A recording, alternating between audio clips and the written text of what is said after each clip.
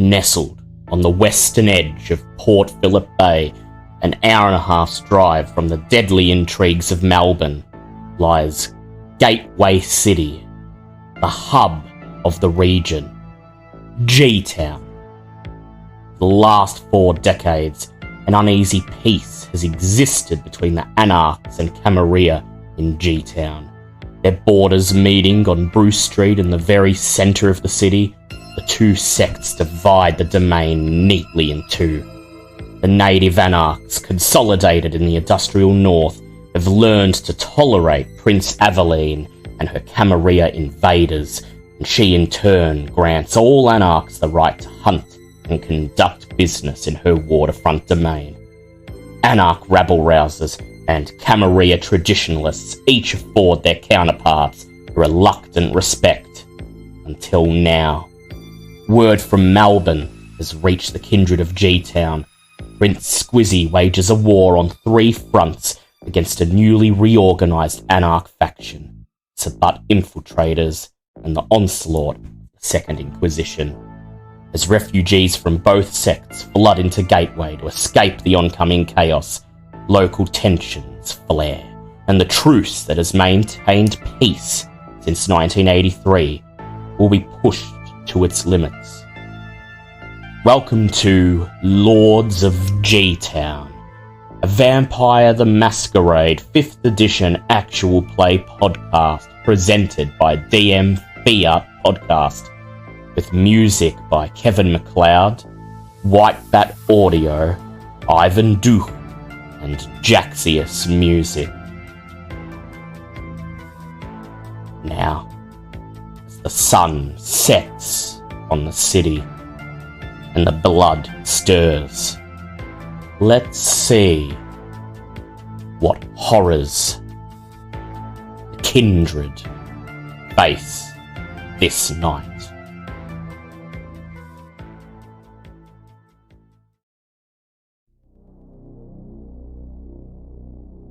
Welcome back, everyone, to Lords of G-Town. We know who killed the king. Now it's time for the accounting, the handing down of justice. But in the world of the undead, things are not always as simple as they seem. The case may be closed on your end, but you're dealing with the intrigues and feuds of creatures that have nothing but time on their hands. And tonight shall be a battle of wits to determine whether or not you get to keep on doing your nightly thing. So, here we are, January 4th, 2021, 6:55 PM. Time's up. Tonight's the night. Lovelace has contacted you all, sent you messages on your phones that greet you first thing after you awaken, telling you to come to a burger joint, an O'Tolly's, currently under renovation in the Heights. Not far from Barry's luxurious double-story McMansion, his suburban palace. The rant shall be held here. Neutral ground, says the message. Everyone is gathering there. All of the Anarchs of the waterfront. And they're excited for the execution. But whose execution will it be? And have you considered running? Sure, any chance at a head start at this point is well and truly gone, but you never know. You may yet be able to outpace a blood hunt. Or maybe you think you have enough evidence to make a case for yourselves. In either case, before we get to that, let's settle our accounts with the beast. As darkness falls and the city by the bay is blanketed by night, I'd like everyone to go ahead and make a rouse check as your blood, gelid, thick, barely moving, begins to pump through your corpse-like bodies. Holy fuck. Yeah. Oh wow. It's all on you, Ash. Don't mess it up.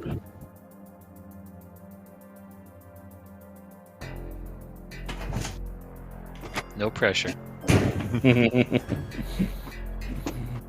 For the podcast, we're looking at like 4 successes out of 5 so far. Yeah, so hopefully Cross won't get hungrier. Well, if he does, you know. If We'll they, manage. they could feed. So, Sorry, 1 minute. ooh, Woohoo. yes, all Hey! 5 out of 5. all around, 5 out of 5. So evidently, the prospect of intrigue, the prospect of watching someone else's blood be spilled tonight is enough to sustain your beast. Your eyes flutter open and you sit bolt upright in your havens, your mind already firing on all cylinders as you prepare to wage a battle against the most powerful anarch in the waterfront. So, how are we looking on hunger, guys? Anyone feel like hunting before heading off to the rant? I'm as good as it's gonna get without stains, so Tig's just gonna kiss his wife, saddle, grab a couple pair of dogs, and saddle up. Yep. Mitch should be good. Remind me how healing aggravated damage works. Oh. 3 rouse Ooh. checks per point Oh, of yeah. that, please. Oh, lovely. Okay, let's find out if I'm hungry in a minute. Mm. And Mitch, you have some ag damage too that you might like to heal. Okay, I'm not hunger 2. Hunger 2. Yeah, nice. Bounce. Oh, Bounce. No, it's good. Yep. after that display the previous night with the Setites and Val losing her cool, the hunger normally should be able to push through it, but it's kind of gnawing tonight and Yeah. reminding her of her failures. Yeah. She's What do you- going to slip out and try and push that down a little bit. What are you at? Hunger 3, Val? Hunger 3, that's correct. Hunger 3, yeah. And normally, you'd be willing to push through. There would likely be refreshments of some sort at the rant, but you want to be on top of your game. Word about your display at the art gallery last night has surely gotten around, and you want every advantage you can get. You don't want to leave any opening that Barry and his sick family can use to get a hook in on you. And so you're going to go hunting. Go ahead and do your predator roll for me, please, Val. Can do. Manipulation insight. While we're at that, Cross prices its collection of blood bags. It has one more after realizing it's a bit peckish in the morning or in the evening, and it decides to go find some more. And it gets a total failure on that roll. Total failure, yeah. So, Cross, as you pull yourself up from the old dirty mattress on the floor of the old warehouse, you make your way over to the esky that's shoved away, hidden in a shadowy alcove. You drag it out, pop it open, and yeah, your supplies are looking pretty low. You only have a single bag left. And you realize that as much as you're not the one in the frying pan tonight, you probably don't want to leave yourself open to any untoward displays such as those you've seen from Val. So you down the bag in the esky, toss the empty plastic on the ground, and call up your contact. See if you can get yourself some new blood to drink. The phone rings. It rings. And then it goes through to message bank. Your contact is on leave. He's taken a holiday, long overdue. He worked at the pathology clinic over Christmas, over New Year's, and now he's headed up into the mountains, into regional Victoria for a week of peace and quiet. So there's no hope of him setting aside some blood for you, which means you're going to have to go and get it yourself. You've done it before. It shouldn't be too hard, Cross, but the last time you tried, you very nearly got caught, and you're not relishing the chance of that happening again. So with a total failure, are you prepared to go and break into the local blood bank yourself and try to appropriate some blood, hopefully without anyone noticing? Or, as in another roll for it? Yep, because you got a total failure, so you're gonna have to do some. You're gonna have to actually roll to break in and get it Right, yourself. do the do, yeah. Or not tonight. Not tonight. I'm at one hunger and I have a blood bag left over, so Yeah. I'm not going to press my luck. Yeah. So you make sure you have this one bag of blood handy for when you need it. The blood now sitting in the little container in your instrument case, the little chrome cylinder that through whatever Hecata magic or ritual effects has been placed on it, keeps the blood fresh and ready to drink. Your feet crush the empty, blood-drenched plastic into the concrete as you set out into the night. Val, how did you do on your roll? Val only rolled a 2. Only rolled a 2. Val, you've got a couple of suitors that are always at the beck and call. You browse through the contacts on your phone, and tonight, pickings are slim. But there's still someone.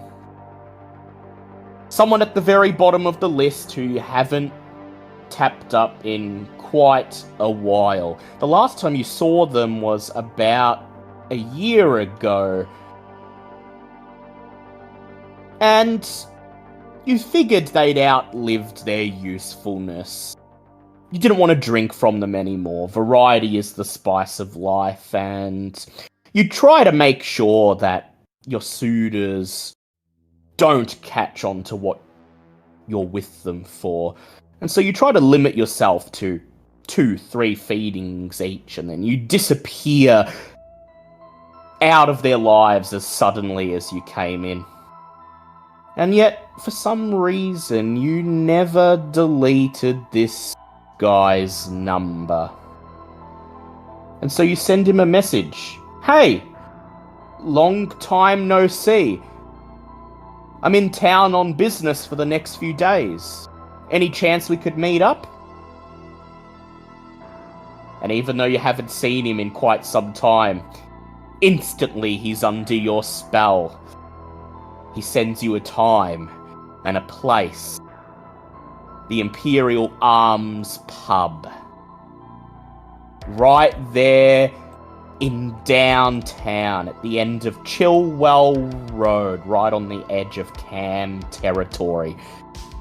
His message says he'll take the liberty of booking a room for the two of you so that you can meet in private. Room 201. He'll be waiting. Val, go ahead and describe tonight's unfortunate for us. What is his name? Where did you meet him? Oh, this poor guy. His name is Blake Dawkins. Once upon a time, about a year ago, Val was in a very similar situation. Things had gone poorly. She wasn't thinking very clearly. And normally she'd go to more upmarket place, somewhere where someone with money who's struggling socially might be. But that night, she went to a burger joint round the corner, and this poor, disheveled guy, it looked like he'd been thrown out of his part-time position at the burger joint, was sitting smoking in a cubicle, kind of nursing a burger, and she regrettably, even as she approached him, did so. And here Blake is tonight. He doesn't look much different to when you first met him. He's still wearing his hair in that same messy, faux, disheveled do, a mop around his face. Still wearing those same bleached, tight, body-hugging denim jeans. Still wearing that baggy band t-shirt. And he knows why you're here. He's already reclining on the bed in room 201. Smiling, winking. Long time no see, Val, he says. Thought you'd get back to me sooner than that. It's been a year. Good thing I don't commit to long-term relationships. You know me. I'm always down for a one-night stand, and I've been waiting for your message ever since the last time. You're the type of girl I just can't forget. Val feels a strange, it's almost like looking into a really bizarre mirror. He never gets older. And even a year later, he still looks like the teenager he'd well and truly should have outgrown in his mid-20s. He's a different kind of vampire. A sad vampire. But still, she can drink him. An emotional vampire. And, well, you don't have to do much. Within a few seconds, you're sitting beside him on the bed, wrapping your arm around his shoulders, and he's moaning in ecstasy as your fangs pierce his neck. You are, of course, the manic pixie dream girl of his life. Never quite there. Never consistently present, always flitting in and out of these people's lives. And yet there's something about you, Val. They just can't resist. When you put the call out, they're there. And, he still tastes like O'Tollies and salty fries, but it doesn't matter. You needed his blood tonight. You needed it. And your beast appreciates it nonetheless, sighing in contentment as you take what you need. And you're just about to finish up, about to pull yourself away, priming your tongue on your lips to lick the hole on his neck shut, when Suddenly, his face goes white, his eyes wide, and he pulls away from you, pressing up against the bedhead as the door to the hotel room bursts open. Oh shit. And in Oh, God, okay.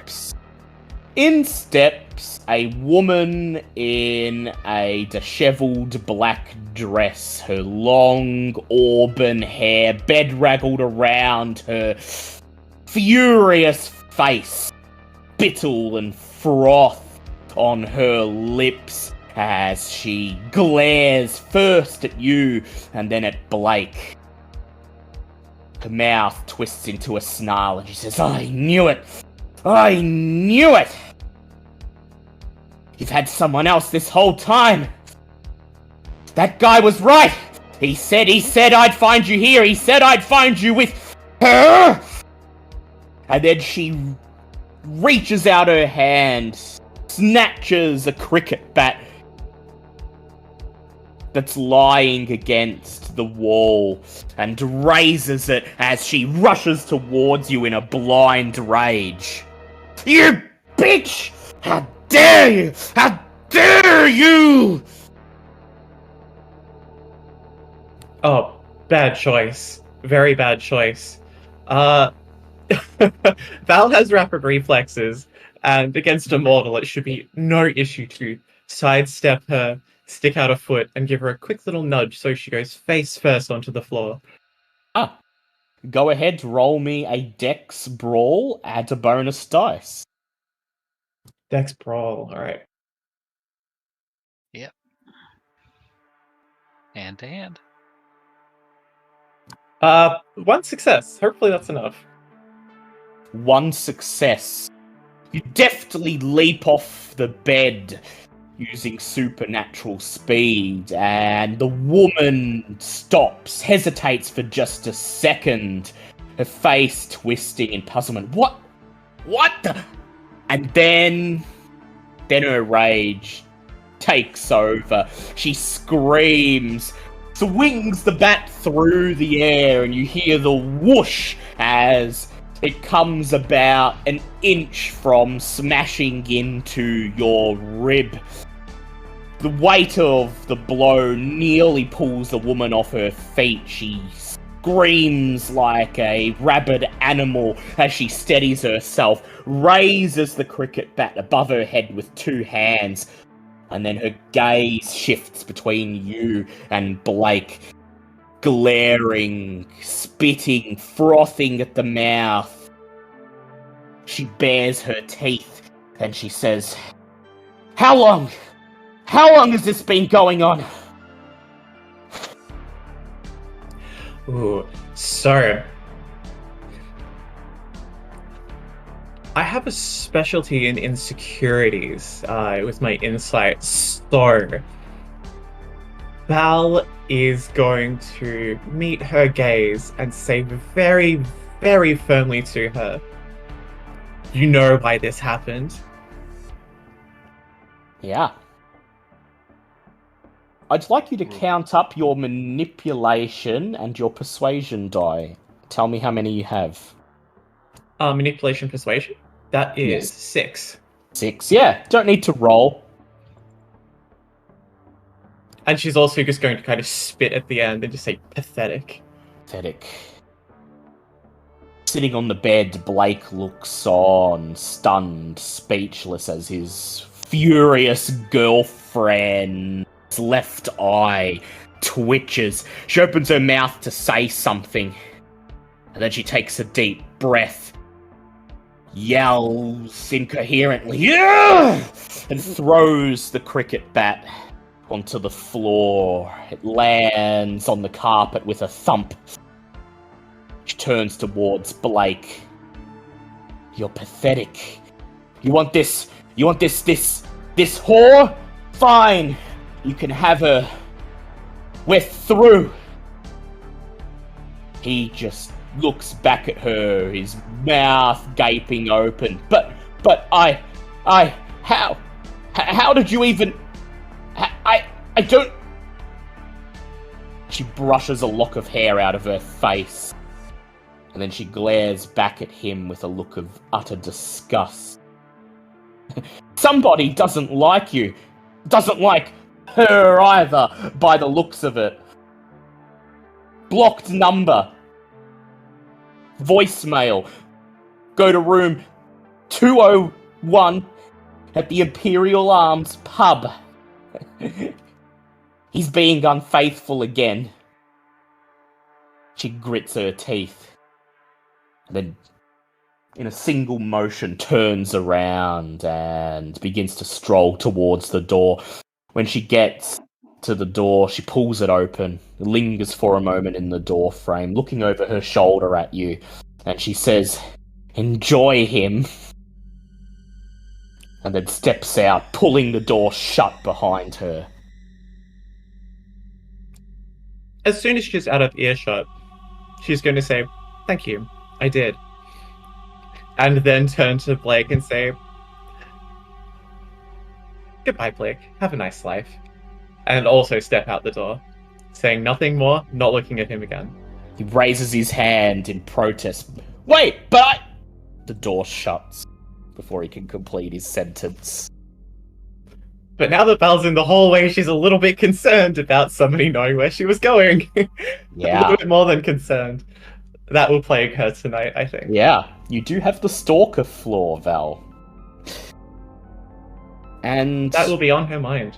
yeah, your stalker's been out of your life for quite some time. You thought you got through to him last time.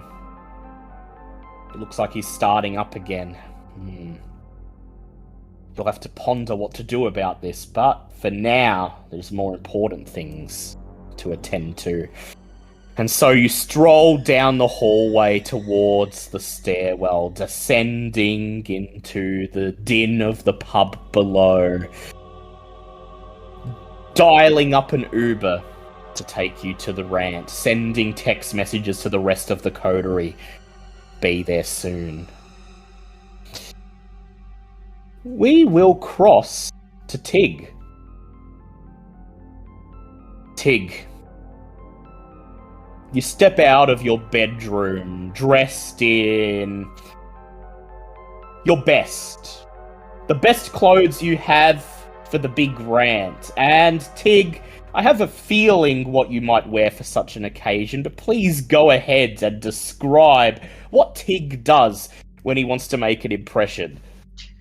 Well, this is his Sunday best. Mind you, it's been mended a few times, and so the suit's a little worn, and he was in better shape when he first got it, so it's got kind of pooches out the shirt.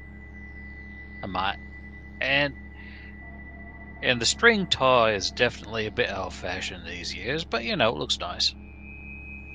And it's got a tie tack that says, "World's Best Dad" on it. And another one below that says, "Keep on moving, stranger." It's shaped like a cow. Yeah. And with Barry being there at the rant tonight, maybe the world's best dad shirt was chosen specifically to get under his skin.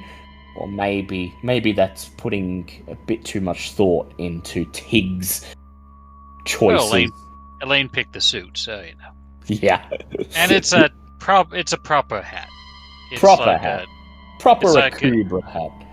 Yeah. Farmer's Yeah. hat. Yeah. As you step out of the bedroom and start to cross the lounge, Elaine looks up from the "That's Life" crossword she's puzzling over. She looks you up and down and nods in approval. "Heading out for the night, are ya?" Yep. Go settle up business I told you about. Hopefully it's done with. This has all been a real big headache. "Oh, she'll be right, love," says Elaine.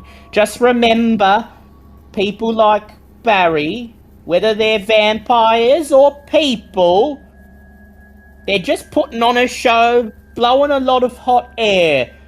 They're relying on you being intimidated, and they don't like when you ask questions. You poke a hole in that act of his, and you'll see just how spineless he really is." I've got an idea, maybe. See, I've got an idea and I thought about it long and hard while I was thinking. What I'm gonna do is go to him for the rent and ask him very politely if he'll maybe scale back the blood hunt to just like a stake in for a century or so. Because he doesn't know his own son's on the chopping block, and I want to give him an out without saying that his son's on the chopping block. She frowns and then So that way he smiles. doesn't lose. If he agrees to it, he don't lose a kid. And then you head outside, cross the farmyard and the shearing shed where you could just make out the shape of the sheep watching you from the darkness. And sure enough, perched each on a single fence post along the boundary fence are 4 dishevelled-looking cats. Their eyes glow, shining in the darkness, and as you approach, they silently jump down and make their way towards you. Mr. Johnson, I presume, or servitors thereof? One of the cats meows as it rubs against your leg. The other 3 begin to circle around you. And then, previously unseen, a 5th one, a huge black tomcat, leaps down from the top of a nearby parked tractor. And in his mouth is what appears to be a little plastic baggie. He drops it at your feet, raises his tail in a sort of wave, and then as he trots away, the rest of the cats nuzzle you one last time and join him, disappearing into the darkness. You lean over, pick up the baggie, and pop it open, and inside is what everyone who's not Tig would recognise as a micro SD card. Yeah. To you, Tig, it's a small piece of plastic about the size of your thumbnail, with a series of letters and numbers. This is something for the boy. Wallace! Tig runs back in. Wallace, I got a thing. Behind the wooden door, you hear the sounds of gunfire. Hang on, Wallace, Dad! Hang on, Dad! Oh! I Oh, need you to bloody hack hell, the he, internet, Wallace. bloody Download hell, he the knifed Google. me! Alright, lads, I gotta go. The door swings open. Wallace is on the other side. His stained shirt's covered in Dorito dust. He says, Dad, I've told you. I've told Just you pause tonight's it next gaming time. night. Can't pause an online game, Dad. Well, that's poor design, that is. Who thought of that? I swear it's 2020 something, and we ain't even got pausable online games. Tell you, back in my day, we had an accident in the football. We paused it, right? Made sure the bones weren't broke. Anyway, no, wait, hang on, I gotta focus.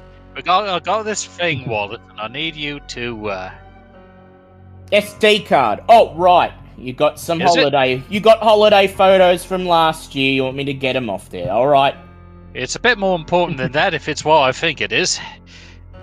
What do you think it is? SD card? Okay. It wasn't what I thought it was. But, yeah, please. All right. Look, it's as easy as this. He disappears into his room, and you kind of lose him in the mixture of stale smell of sweat and mountain dew and the pale light from his TV, and he emerges from the haze about a minute later, holding an old smartphone in his hand, and he says, yeah, I've put it in. All you need to do is see here, press this, and you swipe up and you can watch it, alright? Now look, I promised the guys I'd be there for the tournament tonight. I gotta practice. Kill streak's already down to 1. Tig is staring at the phone like it's a snake.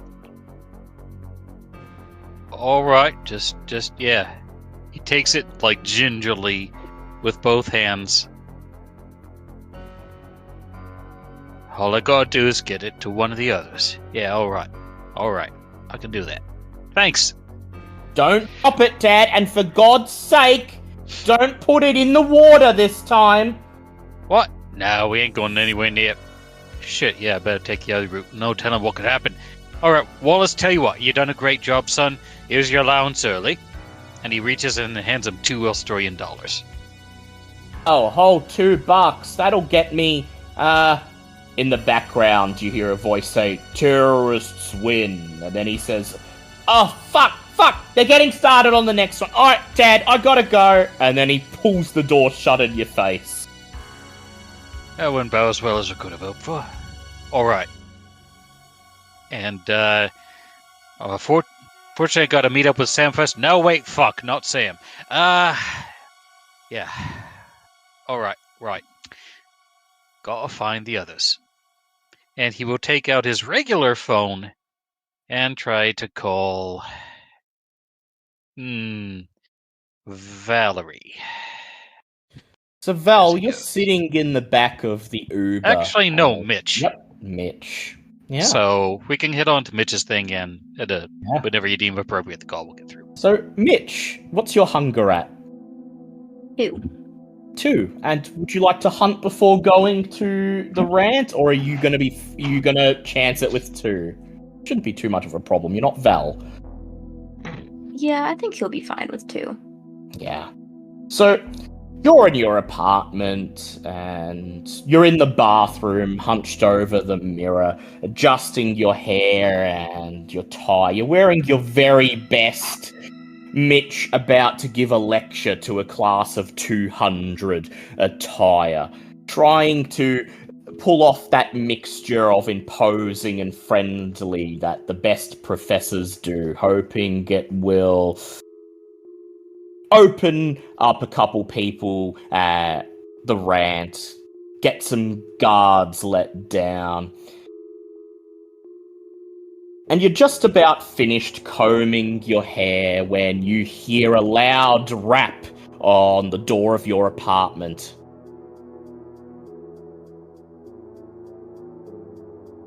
Probably not good, but he definitely goes to answer. You step out of your bathroom, you pass by your bed unmade, past stacks of books that are just lying around the living area, all of them with titles such as The Universe in a Nutshell and A Brief History of Time. And then you pull the door open, and to your great surprise, you find Henry Callahan standing on the other side. Henry Callahan, he's a fellow academic, the same university as yours, but where you have made mathematics your discipline, with theoretical physics simply being an interest on the side, Henry's fully immersed in all sorts of quantum shenanigans, and since you died, you've turned him into your touchstone. When you need to know how something in the universe works and you can't find it in the books, Henry's who you go to. But he's never turned up at your apartment before. Mitch, he says, nervously straightening his tie, rubbing his hand against his vest and then holding it out for you to shake. Sorry if I'm disturbing something. Mitch actually shakes Henry's hand, not the kind of weak, lame shake that he usually does, and goes, "Oh, no, it's fine. What, I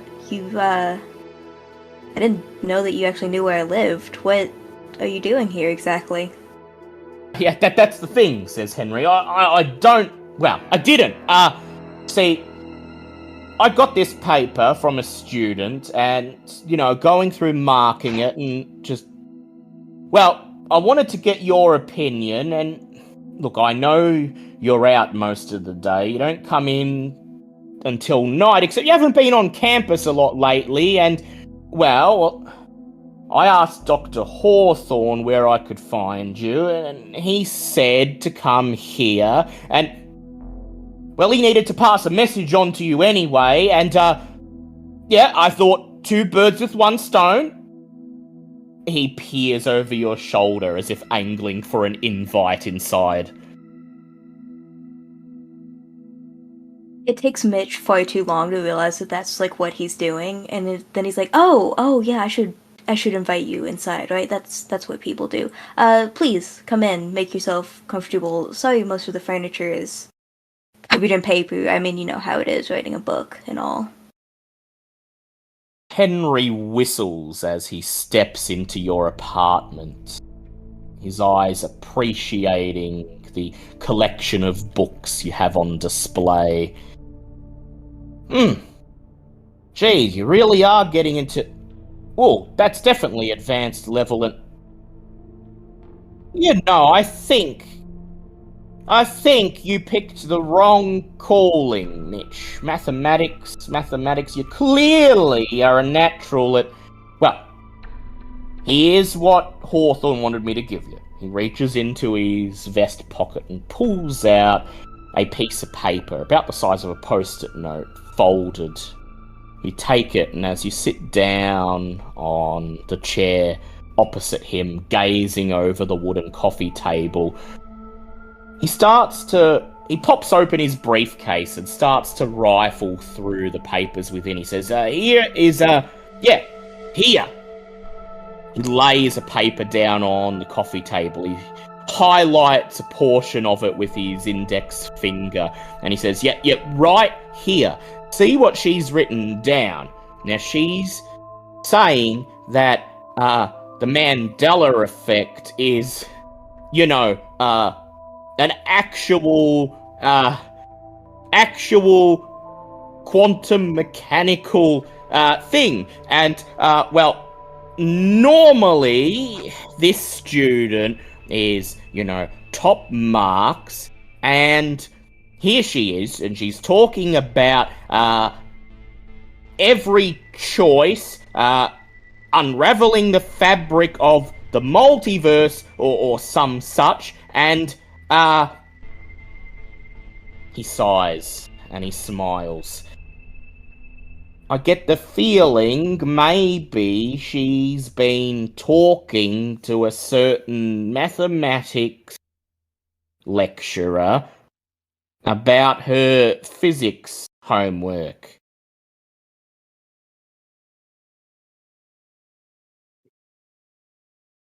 Mitch looks like a little bit sheepish about it, because, I mean, it's entirely possible, and if you would remember it with all the stuff that's going on, that's unlikely. So he's like, I never gave, direct advice or anything, but, I'm sorry if she happened to pick up on some of my, quirks, I guess. Throwing yourself this deep into research, it's hard to not talk about it to other people, I suppose. Look, no harm done, says Henry. He says students were, they read something on the internet, something they found on Wikipedia, they cite it as a source, and could be you're in the clear, but if you're gonna make a habit of talking to your students about my area of expertise, maybe, toss some actual theory,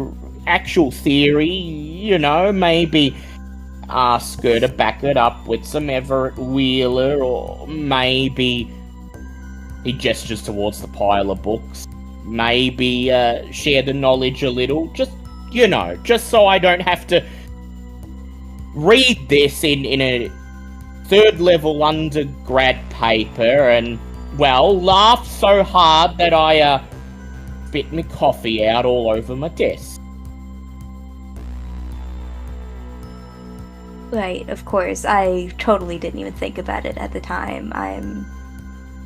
I'll make sure to send them your way next time, and hopefully with a little bit more information than what was in this paper. Oh, I'm sure you will. Just thought you'd get a kick out of it. Apparently your eccentricities are catching. Maybe we have a new academic paradigm coming. And look, I've got many more papers to mark. Look, we'll meet up on the weekend for a coffee and a catch up, and I'll tell you about the little rant she had in class. It should be entertaining for you. See you at campus tomorrow night, eh? Yep. See ya. Haha. He nervously shuffles out of your apartment, pulling the door shut, and you listen to his footsteps receding down the hallway outside, and then finally, when you're sure he's gone, you reach into your pocket and unfold the piece of paper that he gave you. And scrawled on it is your sire's unmistakable academic chicken scratch. It reads, "Remember, you serve the Camarilla. If you have any sway tonight, ensure that the Anarchs are left in disarray."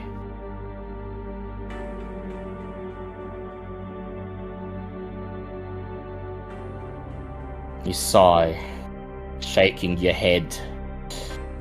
You're not sure how much sway you'll have tonight. You'll be lucky to get out of there with your unlife. But the blood stirs as you fold the note back up and lay it down on the coffee table. You love this man, and if you could make his nightly existence a little bit easier while saving your own skin, you'll do your best to try.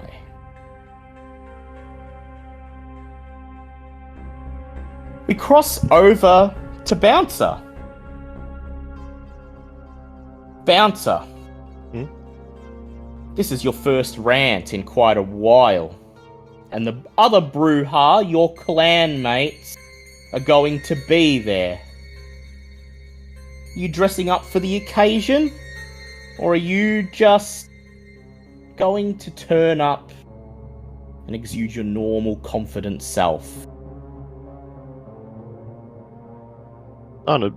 She'd always planned on, dressing up for this. Nothing super over the top, but definitely, purposely nicer than she usually wears.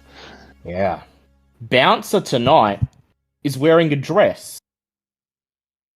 A nice little black cocktail dress, a classic number, something Bouncer would otherwise not be caught dead in. And yet here she is tonight, dead and in this dress.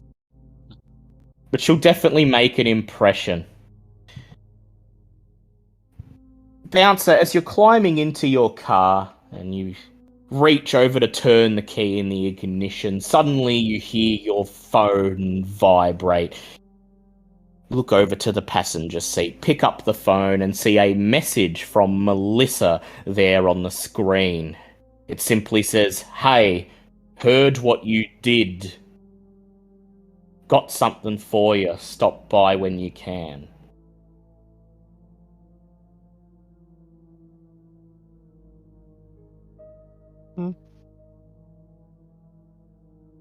Well, this should be good, and I'm sure they won't mind if I'm a little bit late. So I'll swing by on the way there.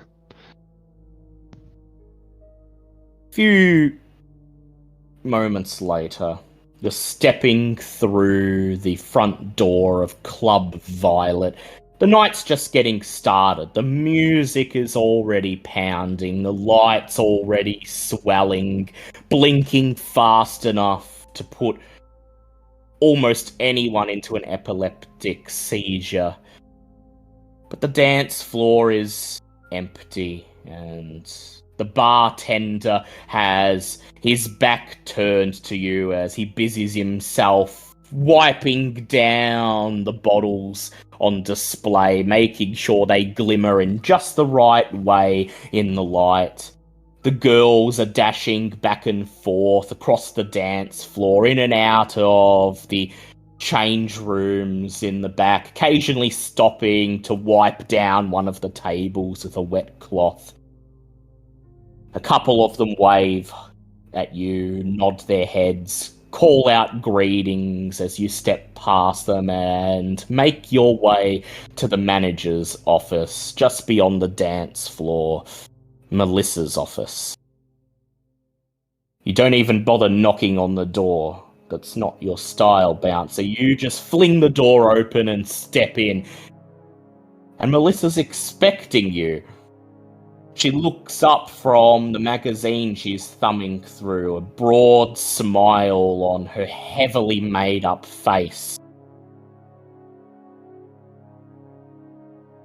Pip! Pip!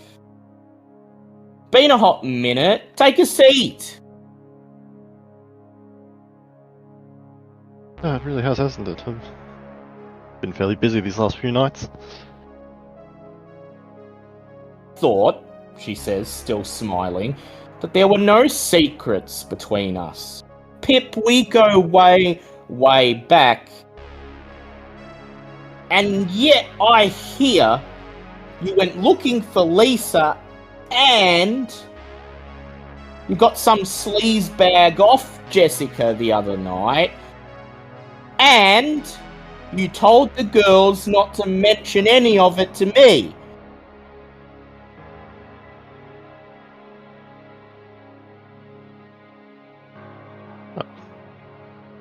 Oh, the other night, yes. Well, the place seemed fairly busy. I didn't want to give you any more unnecessary work. Girls said you seemed to take particular notice when you heard Lisa was in the shits with some loan shark guy. Managed to get out of them that you'd asked for her address and you've gone off to look for it. Well? She looks at you expectantly. Can we expect her back in tonight, or...? Yeah. At this, her expression drops a bit. Just... like she's trying to think about how to formulate what she's thinking.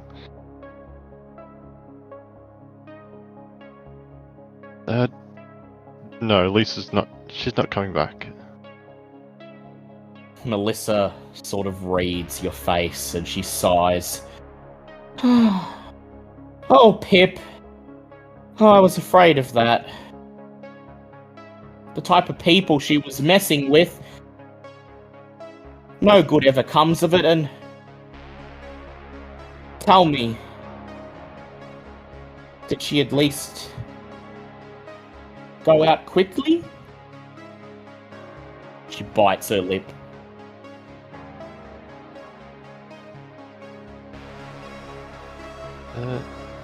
She thinks for a moment and... yes, it probably would have been quickly. Not sure whether she's lying to Melissa or herself. Melissa's lips twist from her half smile, half frown into an expression of disgust and morbid curiosity. She opens her mouth and her lips falter as if she's trying to say something, and then she brushes her hand in the air and she says, maybe it's best if I don't know. And oh, Pip, I told her to stay away from people like that. I really did. I know you would have. But, you know, these girls, these young ones, they just don't listen. They don't understand how it was back in our day. And she hangs her head and she sighs as she reaches underneath her desk pulls out what looks to be a white business card and then slides it face down across the desk towards you. This was in Lisa's locker, and I figured you might get something out of it. I don't want to ask what you've gotten yourself into, but I know that you look out for the girls here, and... well, yeah, you... if it helps you find justice for Lisa, then please take it. And if anyone asks, you got it from me.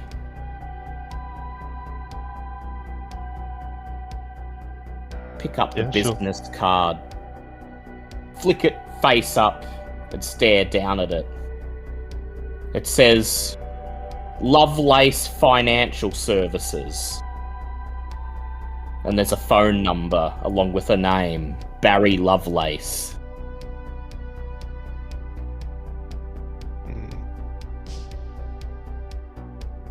Yeah, she just glares down at the card for a moment and then softens her expression. She looks back up to Melissa and just... yeah, thank you for this. And don't worry, I'm sure he'll be finding justice tonight. You do your best, Pip, she says in a voice of determination and defiance. She takes a breath, straightens her hair, and composes herself. Alright. Customers will be in soon. I got some stuff to attend to. You look after yourself, right, Pip? I don't often need to say that, but tonight I got the feeling I do.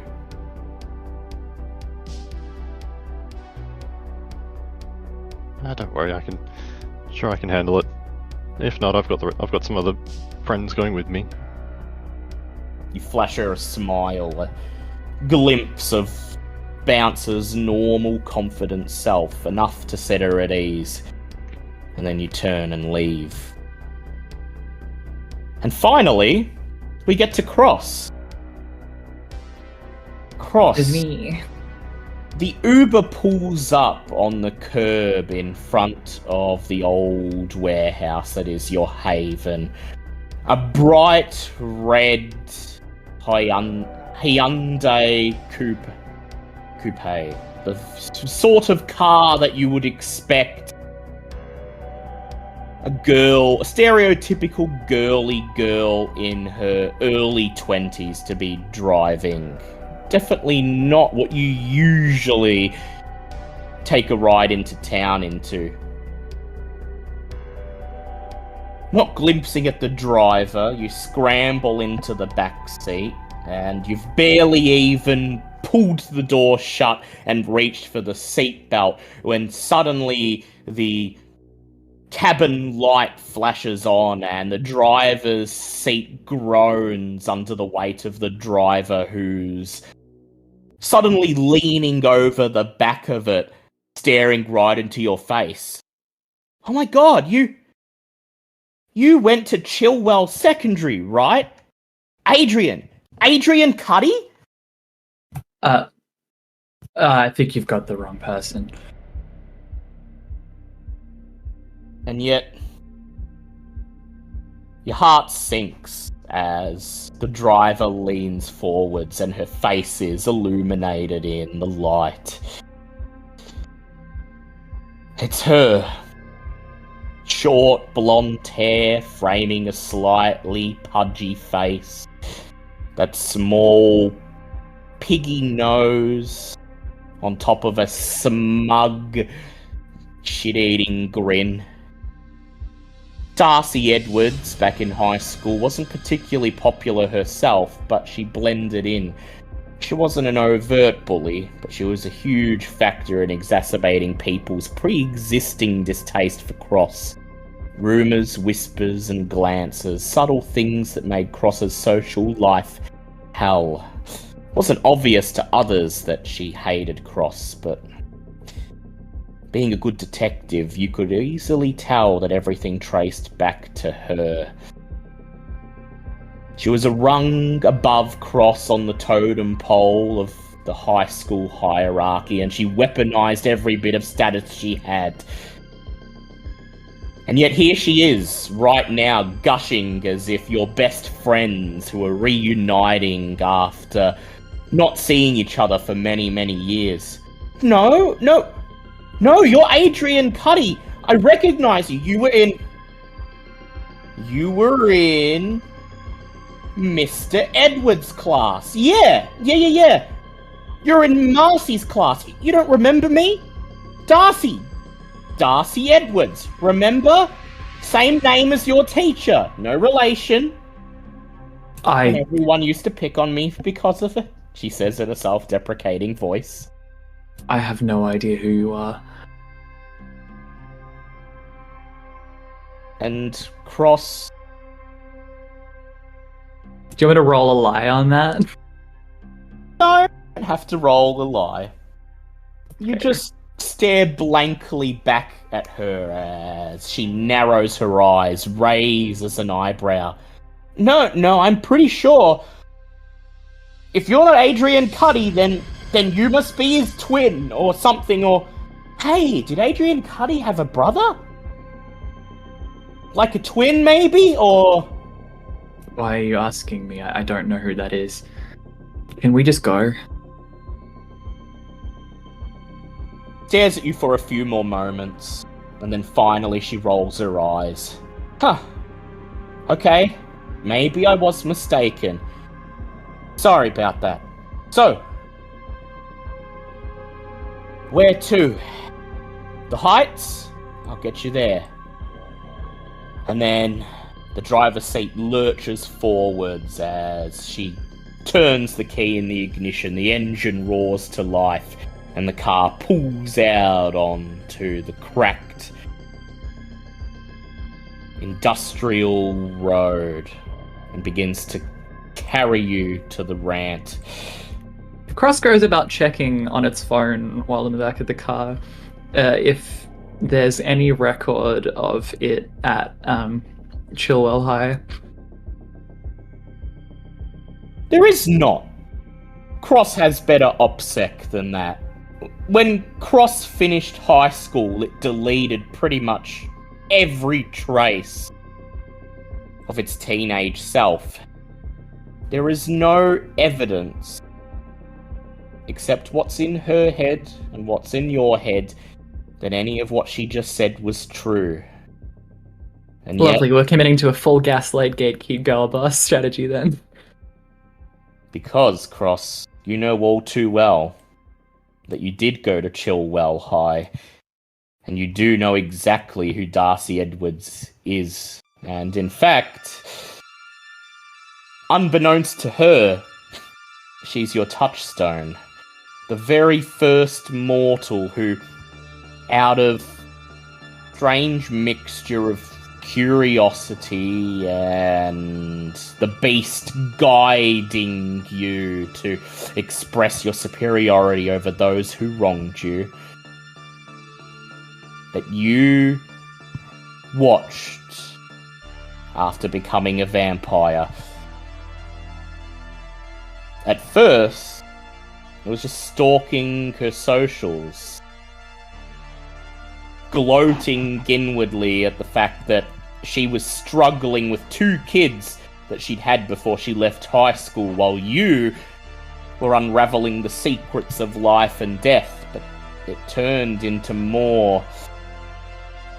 This wouldn't be the first time you've seen her in the flesh in the 6 months since you were embraced. But to her perspective, right now, this is the first. And you won't even acknowledge it. As Cross leaves the car, once arrived in the rant, it curses itself for not noticing her number plate. You can't really help it as you watch the car pull away out of the O'Tolly's parking lot. The car seems like the type she'd drive. You're pretty sure you remember vaguely remember a Facebook post where she was showing off the car that her daddy bought as a present to mark the birth of her second kid. But the number plate is different. Back then, she had a vanity plate. Darcy number 1. Now it's just a jumble of letters and numbers. You shrug. And as you make your way across the parking lot, several vehicles pull up. Tig's ute rattling across the asphalt. 3 dogs in the trailer barking, their tongues hanging out as they pant in the humid night. Bouncers, Beta. An Uber with Val riding in the back. And finally, Mitch. They take their places, climb out, and you all wave at each other, a silent greeting, as you step into this battleground together. Okay, hold on before we go in there, Mitch. I got something for you. It's very valuable. I got a file you need to look at because you're smart. And you know how this stuff works, which I definitely don't. Oh, okay. Tig seems to be handing you an iPhone that's at least 4 generations out of date. Mitch takes it, first with his left hand, and then looks uncomfortable and puts it in his right hand, and is like, what do you want me to do exactly? There's a thing on it you got to swipe up, and I don't remember the rest of it. Make it work, please.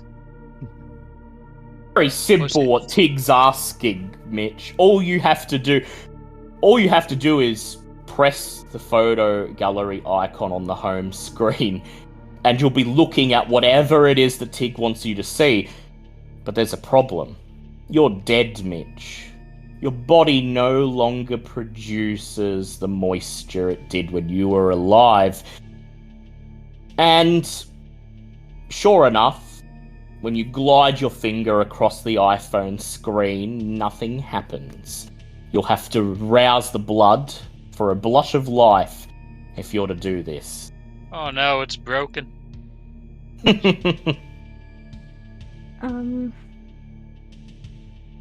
Is this worth putting Mitch at 3 hungry for? I'm gonna go with yes, because it's funny. You can get someone else to do it if you like. Well, there's a 50-50 chance you don't. But yeah. No, I'm guessing, I succeeded. It's fine. Okay. Whatever's on here, Tig was incredibly excited about it when he called you on the drive over. You answered the phone and all you heard was what sounded like a wind tunnel and heavy breathing and a couple snatched words of nothing on the phone, evidence, and eventually you hung up.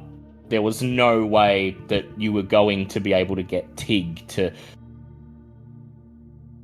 park somewhere and talk to you coherently. So how did you do on your rouse check? I succeeded. You succeeded. You don't get hungrier. You take a deep breath and the blood circulates. Colour returns to your skin and moisture glimmers on the tip of your finger. You swipe the screen and instantly security footage of Sip Sip Hooray begins to play. It's only 12 seconds, but it's more than enough. It shows Barry Jr. stepping out of Sip Sip Hooray's front door. He looks left, right, as if he's trying to make sure the coast is clear, and then scurries suspiciously away into the alleyway that runs alongside the bar. And as he turns the corner, briefly visible for only a fraction of a second, is a large red stain on his right shoulder. And all the tension leaves Tig's body. Pussy Face Johnson came through. And all the tension enters Val's body. As she realizes she's the one who has to argue this point. Oh, you don't need to say it was him. In fact, better you didn't. Good investigator. Never gives up his sources. Matlock told me that. Alright. So, next thing I guess we gotta do is talk to the Bruja and tell him what we found, yeah? Yep, they'll be inside, waiting for you. While you do that, I'll go talk with Barry, see if I can't try and de-escalate things. If it don't work, it don't work, but if it do work, I'll save us some pain later. So, here we Sure are. about that? No, I ain't sure of that. Yeah. One way or another, someone's going to die tonight. Although, Tig, you hope to change that. The rant is being held at a O'Tolly's restaurant in the western suburbs. A tattered closed for renovation sign hangs over the door. Another is stuck across the drive-through menu. As you enter the O'Tolly's, you push through plastic sheets. This place looks a lot like Dexter's Kill Room. Sheets of plastic line the walls and cover the furniture. Empty paint tins, broken tools, and paper coffee cups litter the floor. Val, this place is most certainly not what you would call beautiful. It's currently in the midst of renovations. The building has been stripped to its ugly bones. Anytime you use disciplines here, you will receive a penalty equal to your bane severity. Your beast recoils in disgust as you cautiously edge around a still wet puddle of blue paint on the concrete floor. The gathered vampires, though, are dressed for the occasion. The Lovelace family are wearing their Sunday best. Barry Sr. has squeezed himself into an old suit. Kathy is in a flowery summer dress. And Barry Jr. is fidgeting nervously with the cuff of an oversized blazer. At the other side of the room, the Waste Workers Union are sticking to themselves. Dinesh and Grace are wearing black ties with the union logo on the sleeve. Sasha has gone a step further with a clip-on tie. They've brought a couple of brawny ghouls with them in a blatant violation of the rant's rules. But so far, nobody's had the guts to call them out on it. In the middle of the room, smiling brightly, are the two gallery representatives, Meredith and her twitchy, nervous-looking assistant, Peter, flanked on both sides by two more solidly built men in form-fitting white suits wearing golden unks, presumably yet more members of the Setite clan. And overseeing the proceedings, standing behind the O'Tolly's counter, his arms folded, with a look of bored amusement on his face, is Baron Archibald, the top dog. The big boss of all the city's anarchs. He's an odd sight. His hideously ugly Nosferatu face, combined with the plastic golden king's crown he wears on his head and the long flowing red cape around his shoulders as if he's mockingly presenting himself as the king. And standing right beside him, raising her head and nodding a greeting at you as you enter the restaurant, is Sam Stokes.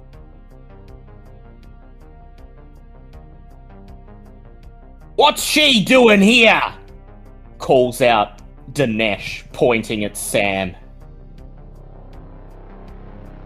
Baron Archibald glares daggers in his direction. "Should she not be here?" "She's Cam, she is! Why's there a Cam at a bloody Anarch rant?"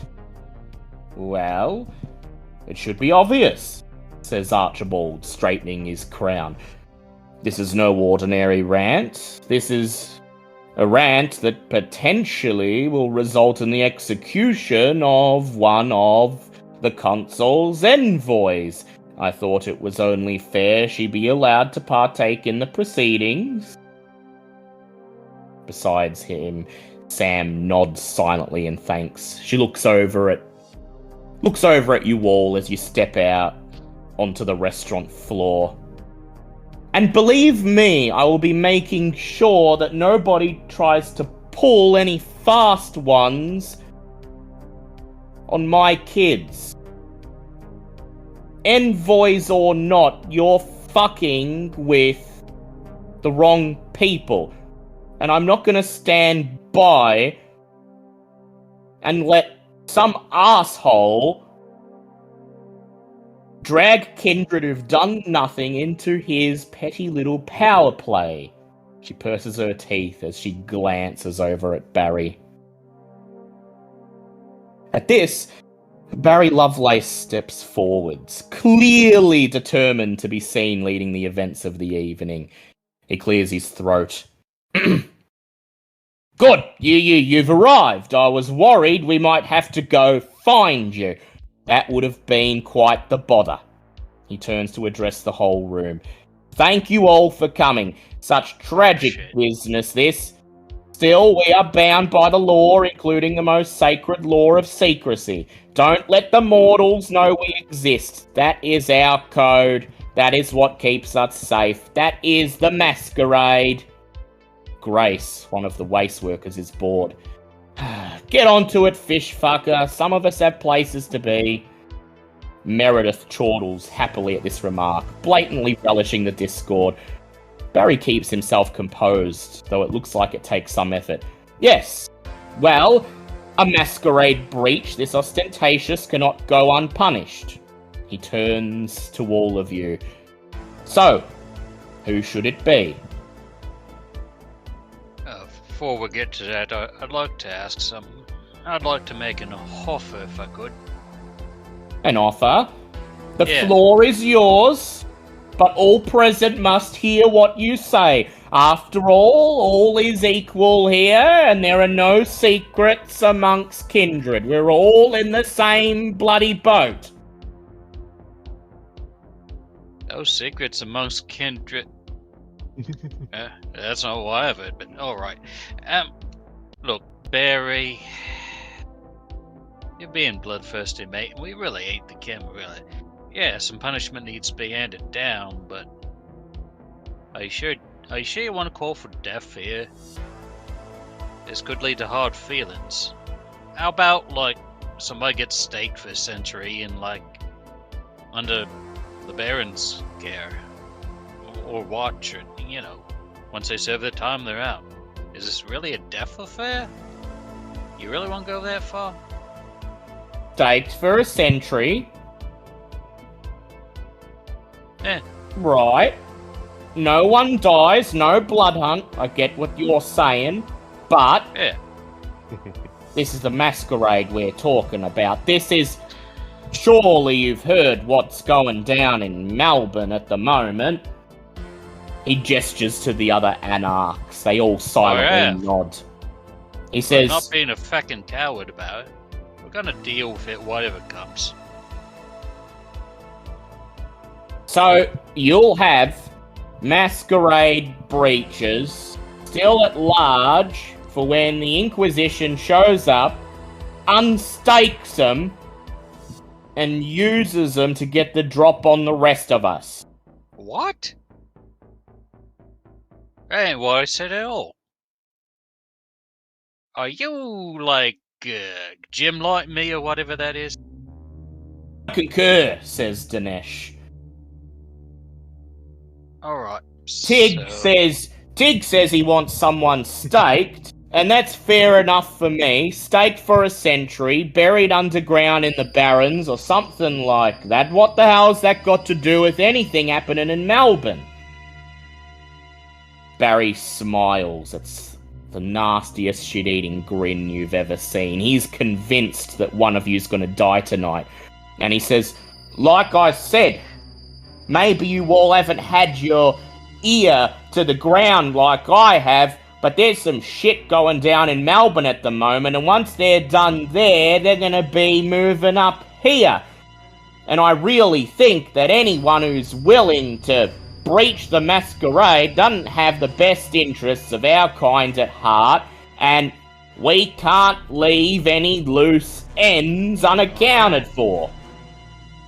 Alright, Lovelace. I gave you my offer, and you ain't having it, so I guess that's it. And you just remember that I made this offer, alright? You remember that by the end of the night. Tig shuffles back to stand with the others. Barry glances at you, Tig. He sighs and steps forwards. Look, mate. Tig. Gangrel to Gangrel.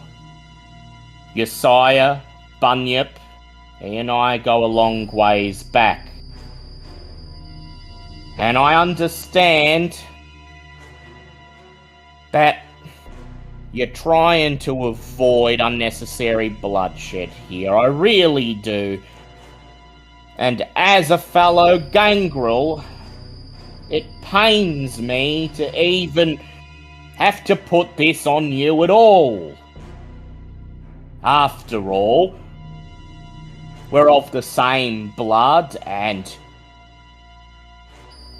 you're fucked. Don't fucking say you're part of the same fucking blood as us!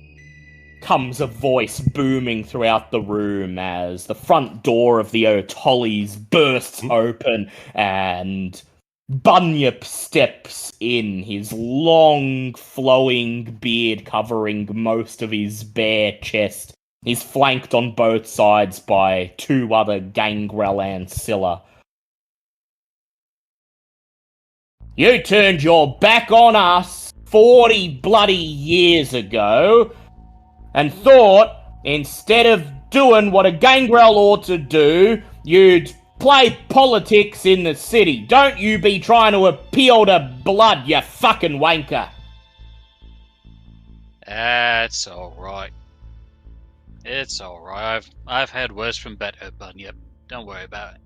Now, if you think I'm gonna let you put a blood hunt on my child without me having a say in it, he sees Tig hold his hand up and he says, go on. I think you're gonna like how this plays out. Now, if you don't, well, you know, we can always mess the place up after. You remember, says Bunyip, holding out his hands, appealing to all of the vampires present. My boy, Tig, me, and the others, you owe us all some damn fucking respect. Because if we weren't here, this city would have fallen to the lupines a fucking century ago. Baron Archibald, behind the counter, clears his throat. His crown, lopsided, dangles off the side of one of his pointed elf-like ears. Take a seat, Bunyip, he says. We've got business to attend to. Nobody's Nobody's questioning the services you provide to the city. But as Mr. Lovelace says, who are we if we do not enforce our laws? We got to prove to the cam that we don't need them, remember? And the way to do that is to ensure that Masquerade breaches and other things of the ilk are dealt with internally in a way that makes sense and sends a message. Bunyip sighs. He sits down in one of the booths and you hear the plastic seeding crack and groan under his considerable mass. So, says Barry, one of yous has got to go. Who's it gonna be? And again, let me apologise. It's nothing personal. I'd really rather... Oh, can we just do evidence already? Evidence? Evidence for what? I gave you 3 days to decide who'd be, answering for this crime. I didn't ask you to go running around the city. Reason I had you on board as a Hecata was so that the ghost of the victim in question could confirm the identity of the killer, and nothing more. Yes, and they've done quite a good job of doing that. Took a few steps, but yeah. And yes, we have made our decision as to who will be dying tonight, as you so graciously rejected Tig's offer. Fine. If you've got evidence, if you've got things that I should see, let's hear it. As he says this, the Brujah all smile, waiting to see what you're going to divulge, as the Setites just watch imperiously, curious, waiting to see what will happen. Please, go ahead, says Meredith, looking in your direction. I'm sure you have found some very enlightening information that will illuminate the true circumstances of this crime. And as she says this, you all can't help but notice Barry Jr. standing beside his mother and father, shuffling on the spot, eyeing you nervously. But he composes himself after just a second.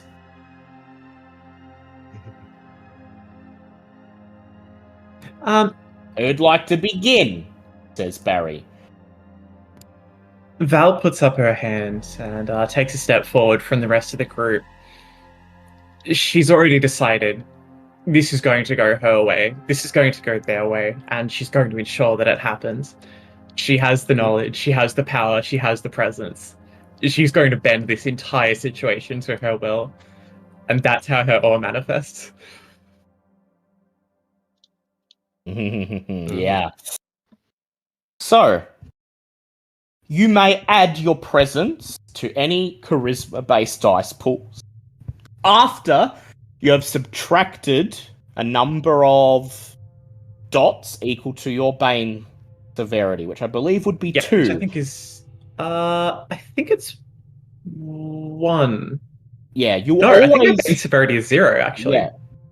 Well, your blood potency 1, so your Bane severity would be 2, I believe. Yep. But this will never reduce your presence to 0. It has to be a minimum of 1. So Yeah, you're so it'll still at least getting bump me down 1.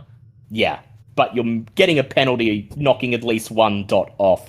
Yeah, the rest of you notice as Val attempts to throw her presence around the room that something isn't right with her. She just doesn't seem to be herself. The light isn't catching her the right way. Her dress doesn't seem to fit her as tightly as it usually does. Her hair's ever so slightly messed up. And I would like you, Val, to go ahead and roll for me your awe, which will be manipulation plus presence. And you get a penalty of 2 die on this because it is a discipline roll. That's a total failure. Tragic. While this is happening, Cross sends copies of all the photos it's collected of evidence to all the coterie. Tig accepted. Not much point. Thank you. Yeah, you feel your bones vibrate as Val retreats back to the edge of the restaurant floor, looking dejected and defeated. So I will say, with a total failure, that Barry Jr., and everyone else present manages to roll to see past your presence, meaning it will have no effect. That's a shame. Still got pretty good social stats. Still got pretty good social stats, Yeah, though. it'll do. It'll do. Dang, I was hoping that'd help. And I mean, in You're here, about it's to, only one die you're losing anyway, due to the Yeah. regular dude of it. Yeah. Well, Val still attempts to take the floor. She's definitely aware that her presence isn't kind of flowing as well as it normally would in a social situation. And God, after spending time with the Setites and all that, it's kind of wearing thin. On that, how's your willpower doing? We should all be refreshed to standard default, right? Refreshed by whatever did, your yeah. highest composure or resolve is. Yes, I've got 5. Yeah. I got 5. Lovely. Rock on. Yeah, and we got your one free one, don't we, tonight? Yeah, everybody. Yeah. Anybody around me once per night, I can get them to re-roll for free once. Right. And if you need to tag out for somebody else to do the social stuff, we got a bouncer in the queue too. Yeah. Gonna push Val as far as she'll go. But ban her out. She's not in her element tonight, not in a place like this. The bare walls, the concrete floor, the plastic sheets, and the step ladders, and the paint buckets, but she's gonna try. She used to be able to squeeze info out of people before she was a vampire, didn't need presents to do it back then. Maybe she could do it tonight. So first up, she kind of holds a hand up and addresses the crowd and says, I know this isn't my normal foray, and I usually spend more time in the court than I do at rants, but we all respect due process here, right? If we have laws, we have procedures, correct? Of course, says Barry, and the other anarchs nod in agreement. Then to start, I would like to raise that due process has not been followed. How so? This entire blood hunt is being called on a bit of a skewed playing field. Barry spoke to us on a video call, saying that he was trying to keep everyone at bay because everyone was baying for our heads. But after speaking with the Setites, it seems that everything was the other way around. Nobody was that interested in a blood hunt until Barry started shaking things up and causing a stir. Barry's taken aback for a second, bares his teeth. That preposterous! Nonsense! He says, and I'll ask you, Val, to go ahead and make for me a charisma or manipulation plus leadership roll to appeal to everyone else who is present. Cross is going to chime in. It was an unencrypted Zoom call, by the way, and he was discussing Masquerade breaching issues. Extra dice. You may add to your dice pool, Val. Oh, thank you. That brings me back I up was to muted. 4. I don't suppose Bouncer can step in because she'll just add in too. It's like, and when I went to speak with the Brutar, they told me a similar thing. Apparently, it was the Setites who were out for our skin, not the Brutar and the Setites, like Barry told us. Do you have your presence active, Bouncer? My only presence is Daunt, so no. No. Well, add an extra die for Bouncer as well. Sure, that's 3 successes then. 3 successes. And she'll follow up. She will follow up by stating. Actually, no. I'll hold on to that. No, keep going. Despite Barry's protestations, the other anarchs murmur. The Bruja glare at him while the Setites exchange worried glances. Meredith clears her throat. She's telling the truth. Neither of us pushed for the blood hunt. Barry, you told us the Bruja wished to see justice done. What? Shouts Dinesh. Talk about bloody nonsense! Grace slams her fist on a wall. That fish fucker said you guys were pushing for it! Sasha just silently watches. He pulls his notepad out of his breast pocket and starts writing something down. Fine, says Barry, holding out his hands. I assumed that as anarchs of the waterfront, we would all be unanimous in this decision, but lesson learned, no harm done. Yes, I called a blood hunt before I checked to make sure that everybody would be on board, and yet here we are tonight. You are all here, and most certainly you are here because you're expecting an execution to happen. Nobody is objecting towards justice being done tonight, are they not? The Setites and the Bruja murmur, but nobody disagrees. I ain't objecting to that. It's you kind of jumped the chain of command. And Tick glances toward the Baron. The Baron nods curtly, adjusting his crown. Yes, there is no warlord of the waterfront at this point in time, which means somebody should have alerted me. I would have called a rant first. As far as I knew, all of the anarchs of the waterfront had been unanimous in their decision together. It's the only reason I greenlit the whole thing, you know. Dinesh. Well, thankfully, due process being followed will hopefully continue throughout the rest of this event tonight. And as it may be, it doesn't actually have any bearing on the evidence we're providing. I just wanted to ensure that we were all understanding exactly what's going on here. Something is not right. By all means, says Barry, clapping his hands together.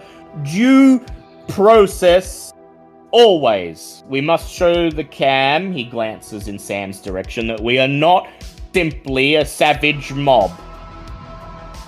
The rest of the anarchs nod, though Dinesh bares his teeth, his olive skin seeming to shrivel with disgust. You're on thin ice, Barry. Let's get on with it.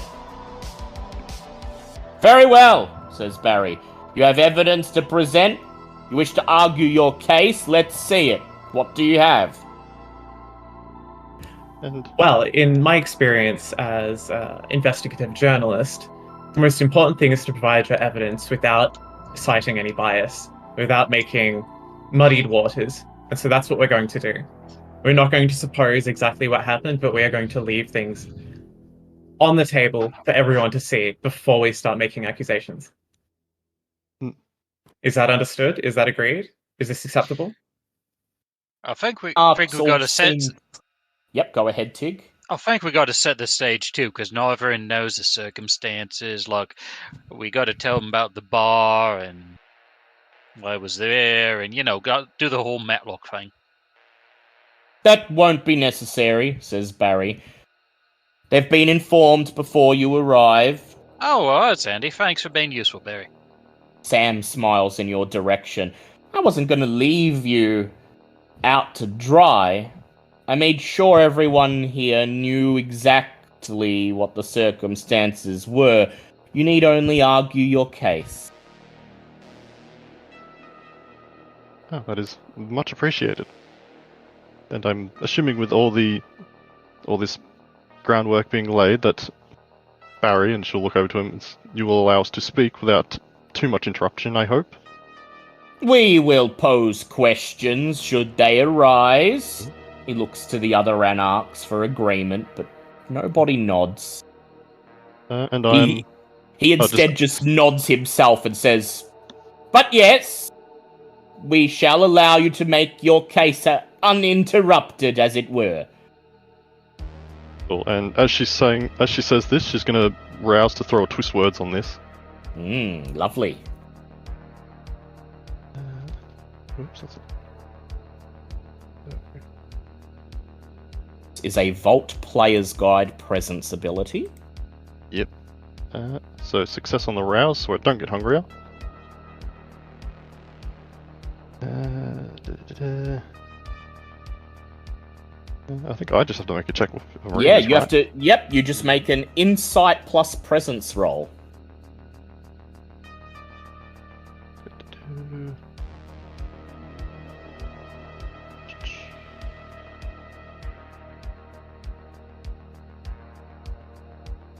So, twist words, for context. By twisting a target's own words against them, a vampire can let someone dig their own grave and socially break them down in front of an audience.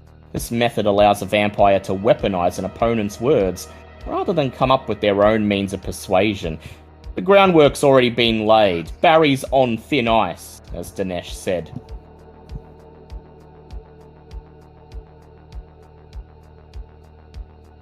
I know, so it's against his appropriate roll, but yeah. Yeah. I will... So what are you going to say, Bouncer? I was basically just lacing the whole just, I hope you're going to allow us to speak and not try to talk over us or anything like that. I will do my utmost best, as we are all equals here. We are all deserving of fairness and due process. He holds out his hands to appeal to everyone, and go ahead, make an insight plus presence for me. Yeah.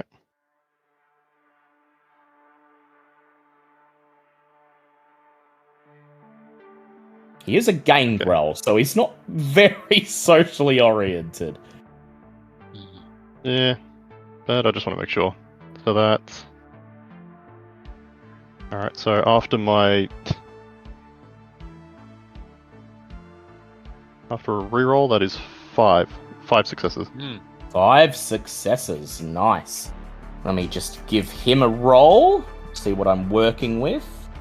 Yeah, he's got some social, probably, but probably he's not enough. Doing his very best to try to, play the politics. Yeah. So he's going to appeal to the crowd. He's doing charisma plus... Yeah, so that will be... For him, 2 successes on a dice pool of 3. And how many did you get?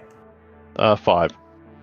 So that means... Yeah, half your presence rounded up as willpower damage to him.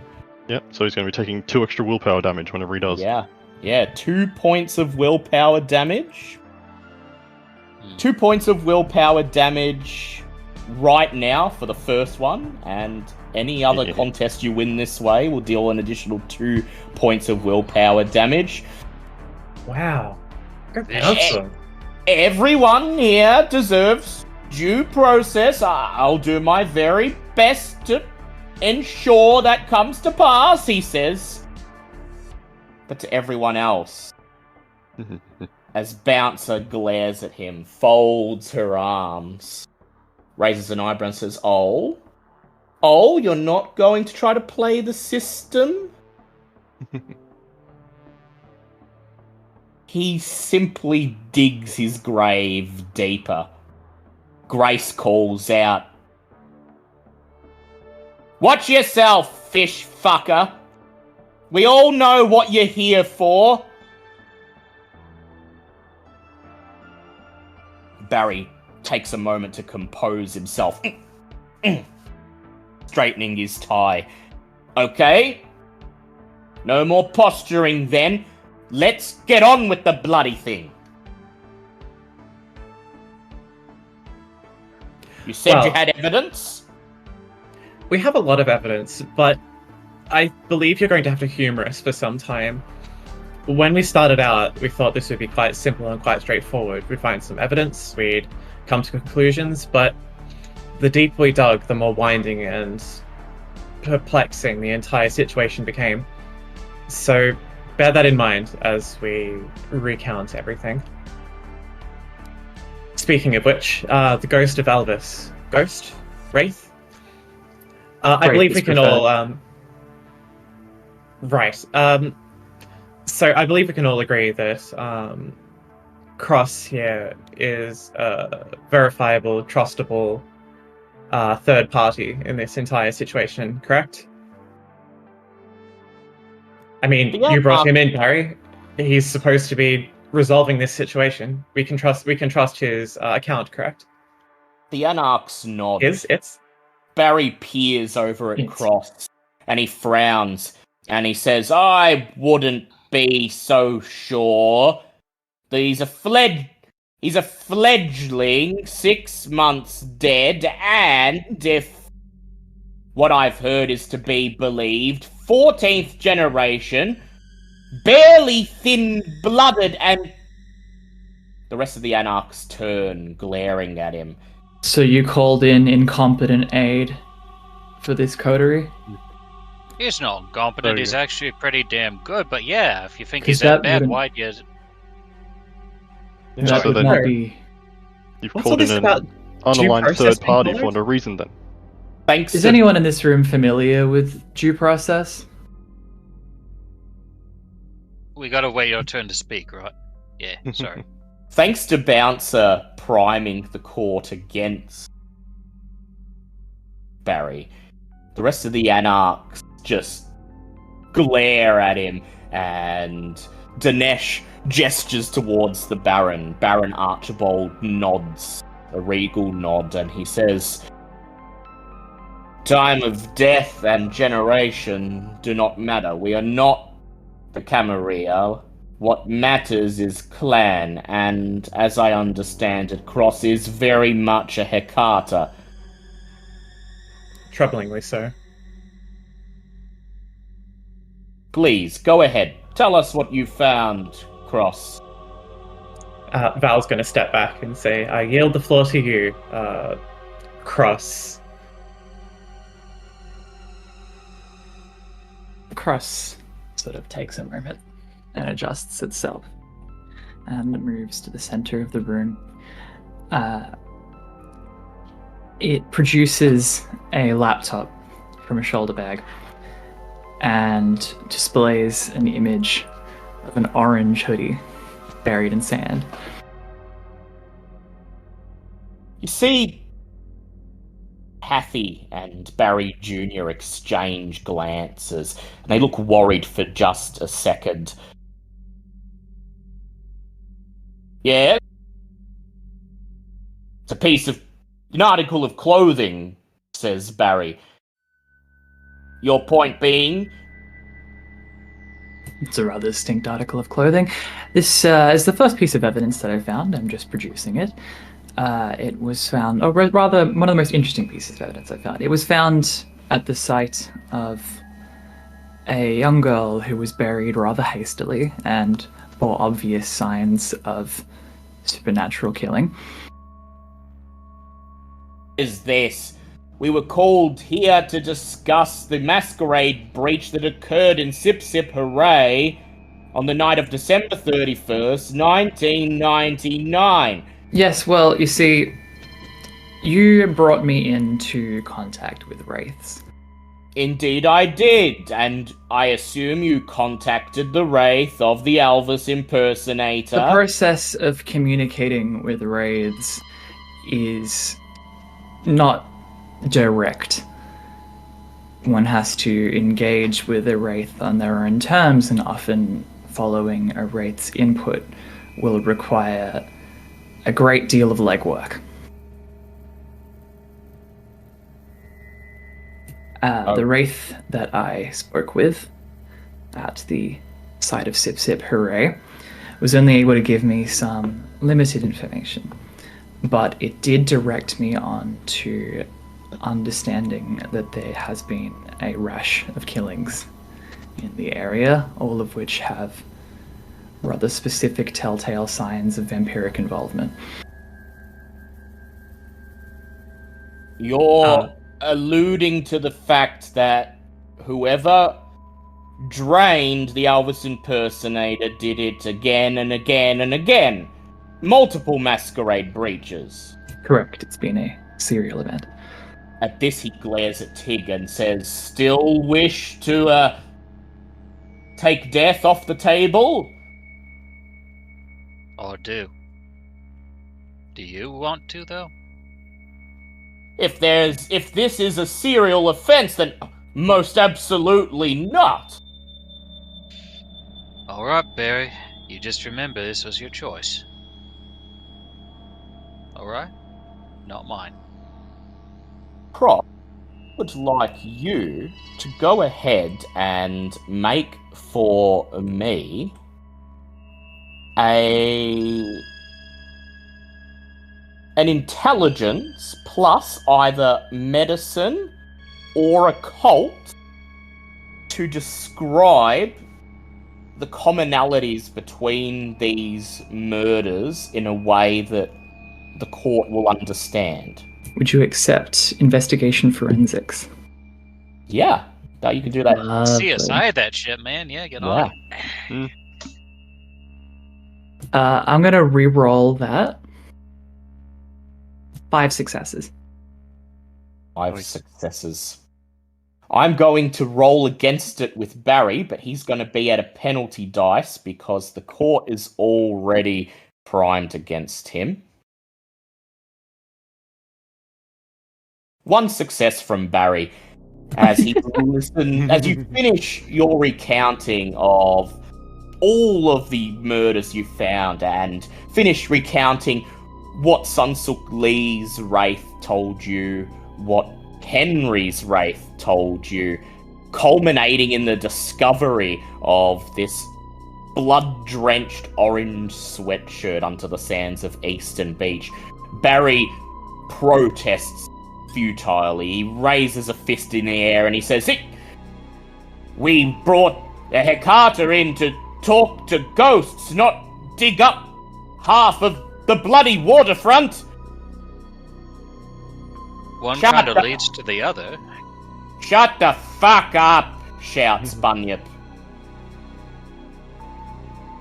"Seems like they were all killed by the same bloody vampire. So we're dealing with someone here who's a serial masquerade breacher, and we got to get to the bottom of it." Very well. Val pipes up and says, "So we accept the evidence that the wraiths have all concurred in corroborating that there is a serial masquerade breacher and a serial killer who kills in supernatural ways with traces of how we feed, how we operate." An Archibald surveys the court. He locks eyes with Dinesh and with Meredith. They both nod, and then finally he nods himself and he says, "We will accept that evidence.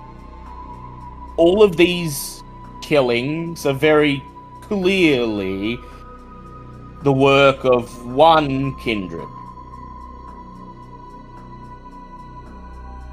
The next admission is slightly more roundabout in a way. It actually came through a semi-unrelated inquiry. It seems that there is some connection between the killing of the killing of Henry and the killing of Sunsuk Lee.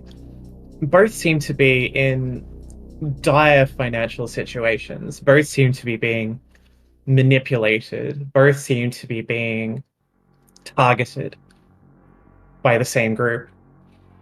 I spoke with the men, and needless to say, our conversation is confidential, but he let me into some knowledge about a certain plastic surgeon in the area who was working with Henry, our dead Elvis impersonator. He seemed to be pulling some strings with him emotionally and definitely financially. And it seems that there is some money rolling about that shouldn't be rolling about at all. And it seems that some connected... I don't want to presuppose too much, but some kind of connected financial abuse was happening with Sunsugli as well. And it seems to be originating from the same source. Go ahead and make for me a charisma plus persuasion roll.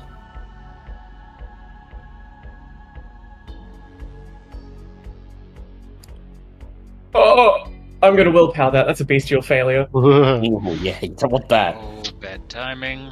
One success. One success is better than success. 0. Yeah. One success to Barry's 3 successes. I'd like Val to take 2 points of superficial damage as Barry slams his fist on a plastic table and the whole restaurant seemingly vibrates, and he says, "There are many people in this city who owe money. It's the bloody transport hub of the region. There are casinos lining the waterfront. The fact that these people all owed money in one way or another means nothing."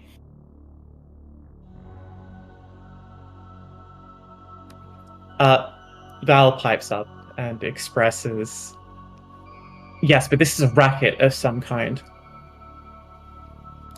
And she gestures to Bouncer, letting her take the floor.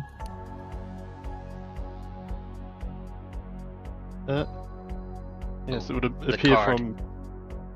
No, I'm going to get to that. Eh. Yes, it would appear from the... yes, from several of the instances that, yes, as we've mentioned, it was one killer using this... what's it called? Yes, using this as a way of feeding. They loan people the money, they can't pay them back, so they take what they can. And one of the victims, one of the most recent victims, happened to be from Club Violet, one of the girls who worked there. And Sam upon- smiles and raises her voice, addressing the court. "For those of you unaware, Bouncer uses Club Violet as one of her usual haunts. And I understand that the owner of the club is something of a friend." yes. I'm not going to lie. I do use the club as a hunting ground, and I've become quite familiar with a lot of the people who work there. So, yes, of course, naturally, I became curious myself when I found out that one of the girls was in a bit of financial trouble, and had apparently gotten a loan from seemingly the same source. And when I went to talk to her about it, what I found instead was her lifeless body being eaten by some rather unusually aggressive rats that didn't seem deterred by the fact that I was kindred. "Rats, you say?" shouts Bunyip, glaring straight at Barry. "A swarm of rats! And they weren't too bothered about you being a kindred. Well, I think nothing more needs to be said."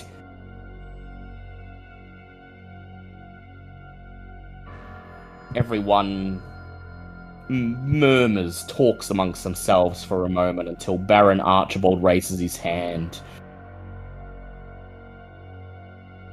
"Is there more to this story?" There is one more thing. And she'll reach into her pocket, and as she's pulling out the card, Melissa, the owner, said she found this in Lisa's locker. And she's not gonna, not trying to hide it from everyone, but she's going to specifically walk over and head it to Archibald. The Baron Cross. snatches it. Go ahead, Cross. I was just going to say Cross raises its hand patiently. The Baron Get to it when you get to it. Yeah, the Baron snatches the Don't worry, I'll be card done out soon, of your Cross. hand. Till twirls it over between his skeletal fingers. Lovelace Financial Solutions. Barry Lovelace Sr. Is this yours? He says, holding it out towards Barry. Never seen such a thing in my life, Barry says. If I was loan sharking, do you think I'd be handing out bloody business cards? Hey, says Bunyip. You said you was going legit. And legit businessmen have got bloody business cards, don't they? Tig pulls out his Rolodex and looks for one of Barry's cards. They would have met at some point, and he might have kept the card. Did he? Yeah. Wait, does Tig have a Rolodex? Yes. Full on Take- Rolodex. Oh my god! Ah! It takes 5-10 minutes of Tig just flipping through the Rolodex, and one of the Setites sighs and begins tapping his finger impatiently on the wall until Tig finally shouts, "Ah, there it is!" Pulls it out and proffers an identical-looking card to the court. Much older. Much older-looking one. Less white, more yellow. The edges are sort of curled up. There's a rip going through the middle of it, but it is the same card. Like I said, when we met. like I said, says Bunyip. You said you was going legit. Said you were done fighting werewolves and you was gonna make it big in the city. A sophisticated fucking businessman.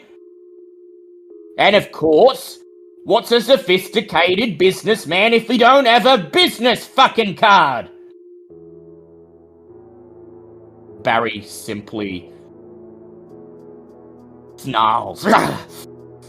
For a moment it looks as if he's about to leap towards Tig, but his wife holds out a hand, places it on his shoulder, and he takes a breath. Tig nods at her thankfully. May I point out that both of these cards have been produced by the people who are under suspicion tonight and therefore must be treated with the requisite amount of suspicion. Cross waves its hand around more. Finally, the Baron notices, and he says, I believe the young Hikata has something to add. Sorry, yeah, just the moment might have gone a bit, but I just wanted to point out how defensive Barry was getting before we even mentioned him.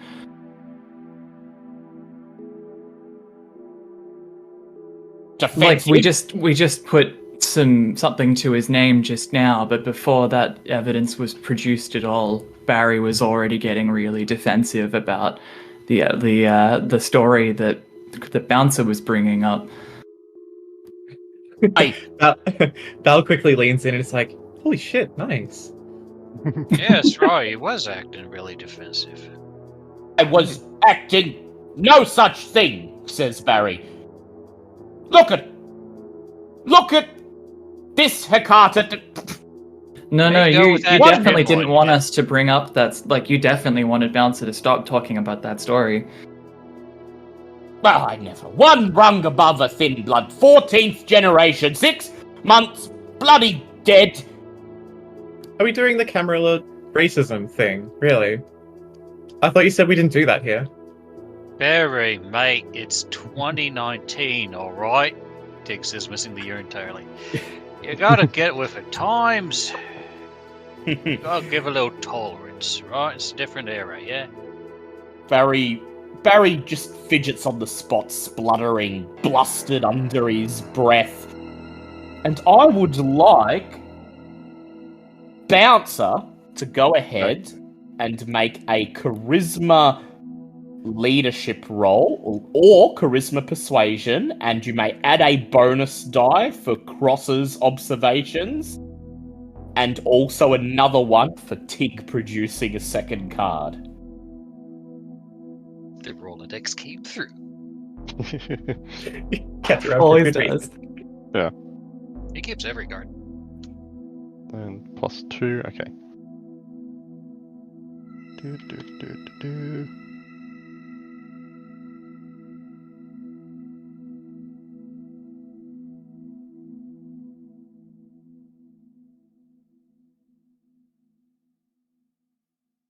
Let's spend a will just for the lols. Damn. Oh, that's 3 successes. 3 successes. To Barry's 2 successes. Take 3 more damage, Barry. The Anarch, yeah. Well, whenever Chip, you chip, would. The twist words are still in effect, so yeah, still 2 more Oh. damage. Lost the entire night, yeah. Yeah. Oh my god. Yeah. Wow. I am Barry- Barry... I do damage. Barry opens his mouth, he clenches his fists, and he roars as he slams his fist down on a nearby plastic chair, crushing it under his fist with a loud crash. Dinesh, smiling, baring his teeth, says, "This is a waste of fucking time. It's quite obvious that this coterie were not the ones we're looking for. And the Waste Workers Union are behind them 100%. The 2 burly-looking ghouls nod, crossing their arms as Grace smiles, backing up Dinesh. 100%. Barry's standing there on the other side of the room, his son and wife holding him back as he continues snarling.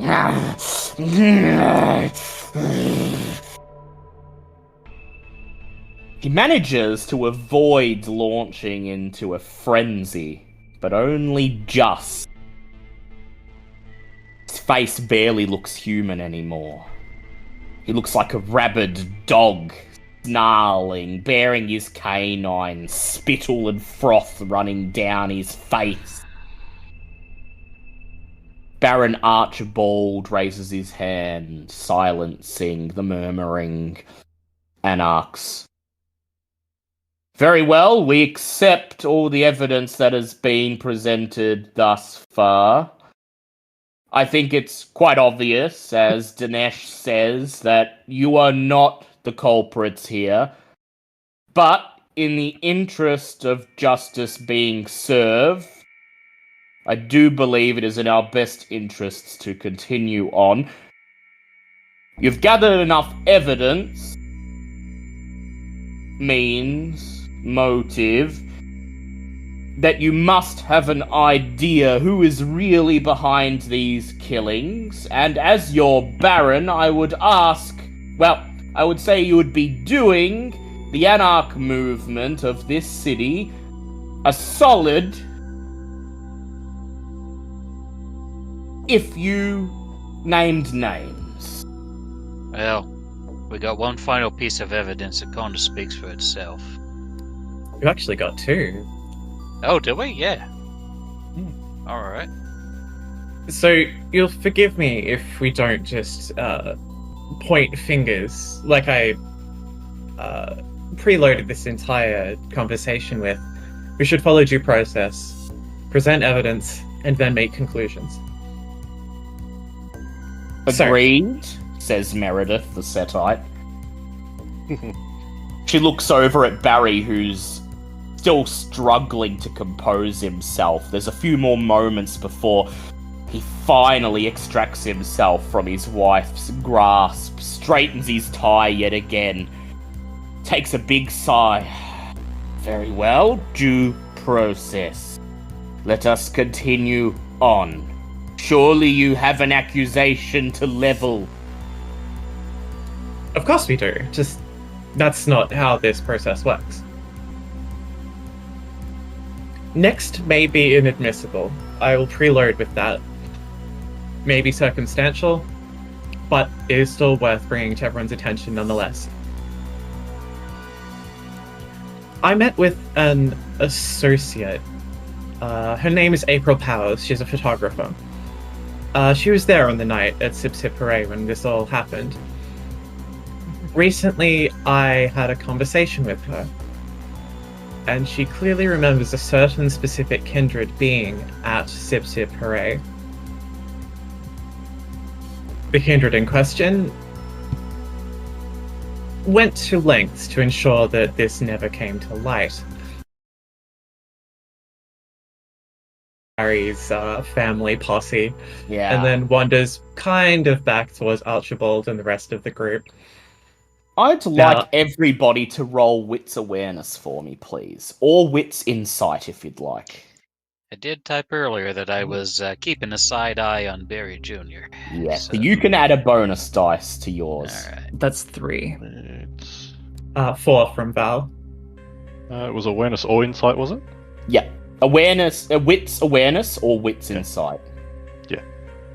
Messy critical 6. Nice, this is- Jake. This is to notice something, so I mean, up to you. We shall see. Oh, you notice, and then you spill your coffee, and it gets messy. It's for you. Ow. Okay. That's 3 from Bouncer. 3 from Bouncer, and Mitch, I won't get you to roll. Instead, I'll get you to roll something else in a sec. Oh, okay. So, Never mind. as Val builds towards her accusation, you notice as Kathy Lovelace struggles to keep her husband under control, keeping her hand clutched tightly on his right shoulder. Barry Jr. is fidgeting, looking around, slowly edging away towards the door to the O'Tolly's kitchen. And when you see this, Tig, your beast stirs. This little shit, this little whelp! He was gonna make you take the fall for his screw-ups! And he was gonna just sneak out while you all argued about it. Oh, the kids these days, and a gangrel, so much for clan brotherhood. Your Tig beast stands, slams his fists and roars, "Where are you going, Junior?" As your compulsion activates, Tig, the animal hidden in your blood is unleashed. You regress into an animalistic state where speech becomes difficult, your clothes become too restrictive, and arguments are best settled with claws and teeth. For this scene, you suffer a 3-dice penalty to all rolls involving manipulation and intelligence, and you're only able to speak one-word sentences. So, you growl, "Where are you going?" As behind you, Bunyip smiles, revealing his wolf-like canine teeth. Barry Jr. stops where he is, stops on the spot, as all the other anarchs in the room level their eyes towards him. And at this point, Mitch, I would like you to go ahead and roll for me Resolve plus Auspex as a premonition begins to arrive. Yeah. Bouncer's just gonna put a firm hand on Tig's shoulder, just down, boy. 4 successes. 4 successes. As you see Barry Jr. inching away, the back of his oversized blazer pressing against the metal door, something claws at the fringes of your mind. You can peer into the multiverse if you wish. Would you like to do so? Of course. Something wells up inside you as your beast reaches out, using its massive hairy claws to grab the fabric of reality and tear it open. And as the fabric of reality is torn open and laid bare around you, the walls of the Otoli's restaurant begin to vibrate, begin to pulsate as little lumps about the size of your fist begin to push against the plaster. Your beast grabs further, sticks its claws into the veil between timelines and grinds it to powder before your eyes.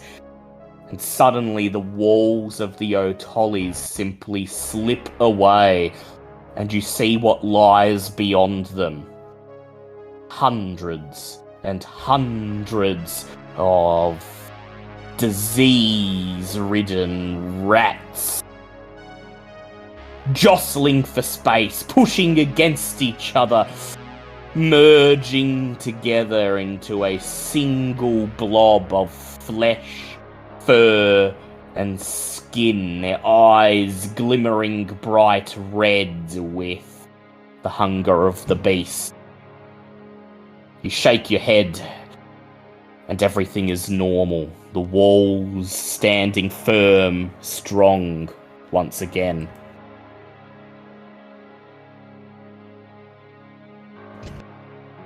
Okay.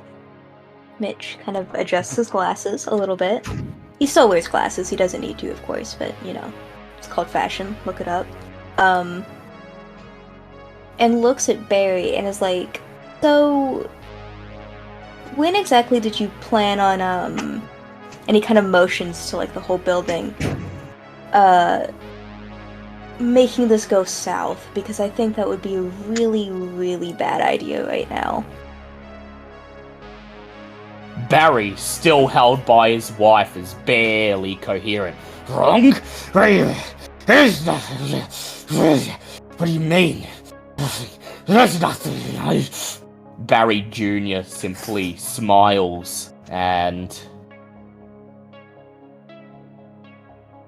he throws himself to the floor, wraps his arms around his father's leg, buries his face in his father's denim and wails, I did it! I did it! It was me! It was me! Kathy Lovelace gasps. Her hand unclenches from her husband's shoulder as he stands there twitching, shaking. He looks down at Barry Jr. What did you say, son? What did you say? Barry Jr. begins to weep. I did it. I'm the one that killed Elvis. It was a mistake. I was just meant to rough him up a bit, scare him, make him pay, but I was new to being dead and I was just so hungry. He pulls himself away from his father's leg, scrambles on all fours into the middle of the restaurant as all of the other anarchs watch with a mixture of confusion, anger, and amusement. And then he locks eyes with you, Mitch, and he says, Please! Please! I don't want to die! Please! Please!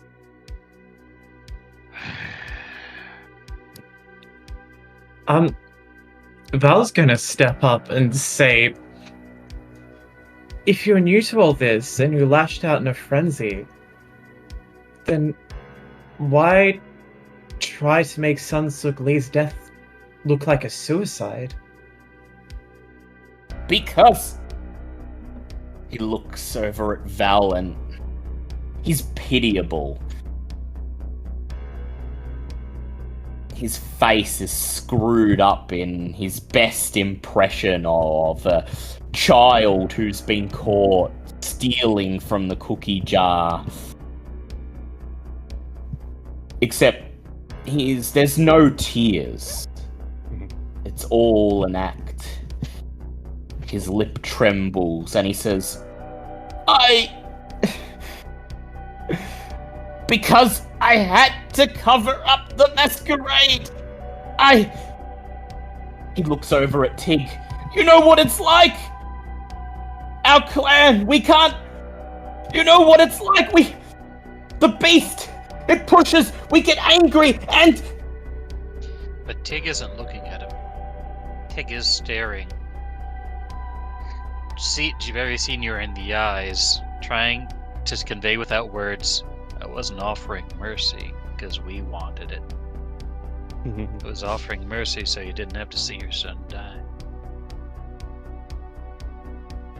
Barry looks back at Tig.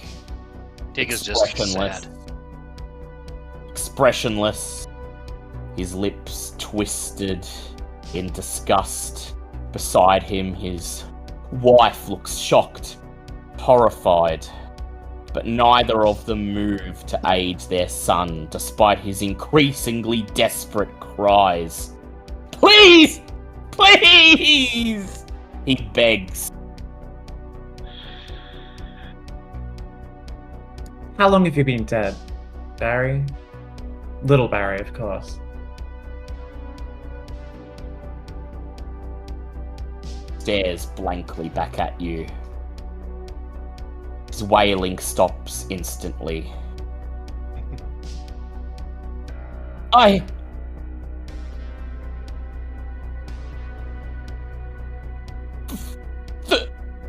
30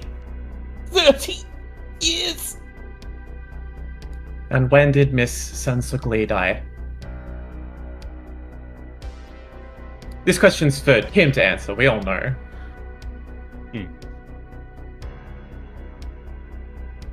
Baron Archibald addresses the court with a somber look on his face. Barry Jr. doesn't answer the question.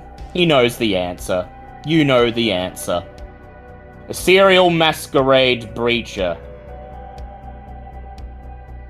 Taking a life when you feed. Well, that's something we've all done. That is understandable. The beast wants what it wants. Sometimes you cannot say no. But to try to foist it on others, knowingly, I condemn, with the approval of all other anarchs here, Barry Jr. to the final death. Barry fidgets on the spot, silently looking from left to right. Meredith, the Setite, an extremely entertained grin on her face, nods in approval. He glances at Dinesh and the Waste Workers Union. Dinesh nods solemnly. He glances at his parents, locks eyes with his father. Barry Sr. looks away. He glares at the Baron. Your will be done, my Baron. Justice shall be rendered.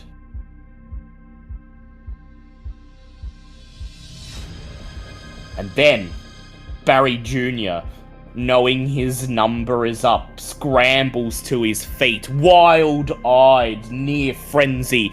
He looks left and right for any way to escape. His eyes fixate on the doors leading to the parking lot right behind the coterie. And then he opens his mouth, snarls, "Ah!"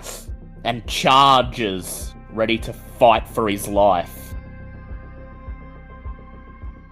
Seize him! Shouts Baron Archibald as Barry Jr. rushes forwards, rousing the blood as his right arm twists, as his fingers snap together, turning into a single long talon, like a bird of prey.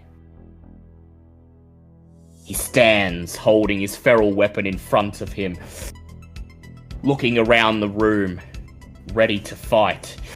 "Get out of my way," he orders you. His teeth bared. Val kind of shouts above the crowd. "Hold on, just 1 minute. We were extended a courtesy. We can pick which one of us is the one to pay the price. And I think the Lovelaces should be extended the same courtesy. If the child has not been taught correctly, and the parents should be considered partially culpable at least, should we not extend to them the same courtesy to choose who should pay for this crime?" And The she Baron tries to make a kind expression to Barry Sr. to let him know that he can take that place if he really wants to. He's made this bed and he can choose to either kill his son or let himself suffer. Barry contemplates Val's words.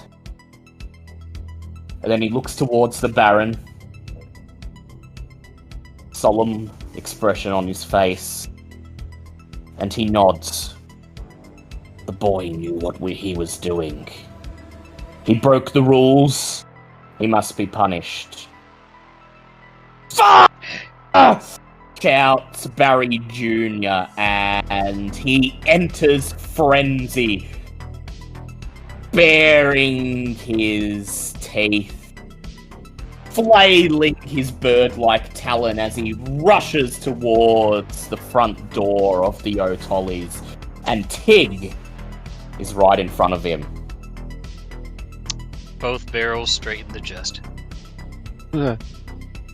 Tig, go ahead, make me a Dex firearms check. Is anyone else doing anything while Tig pulls out his gun and blows Barry I'm a Jr. boost away? Dex. Yep. Not get hungrier. Alright.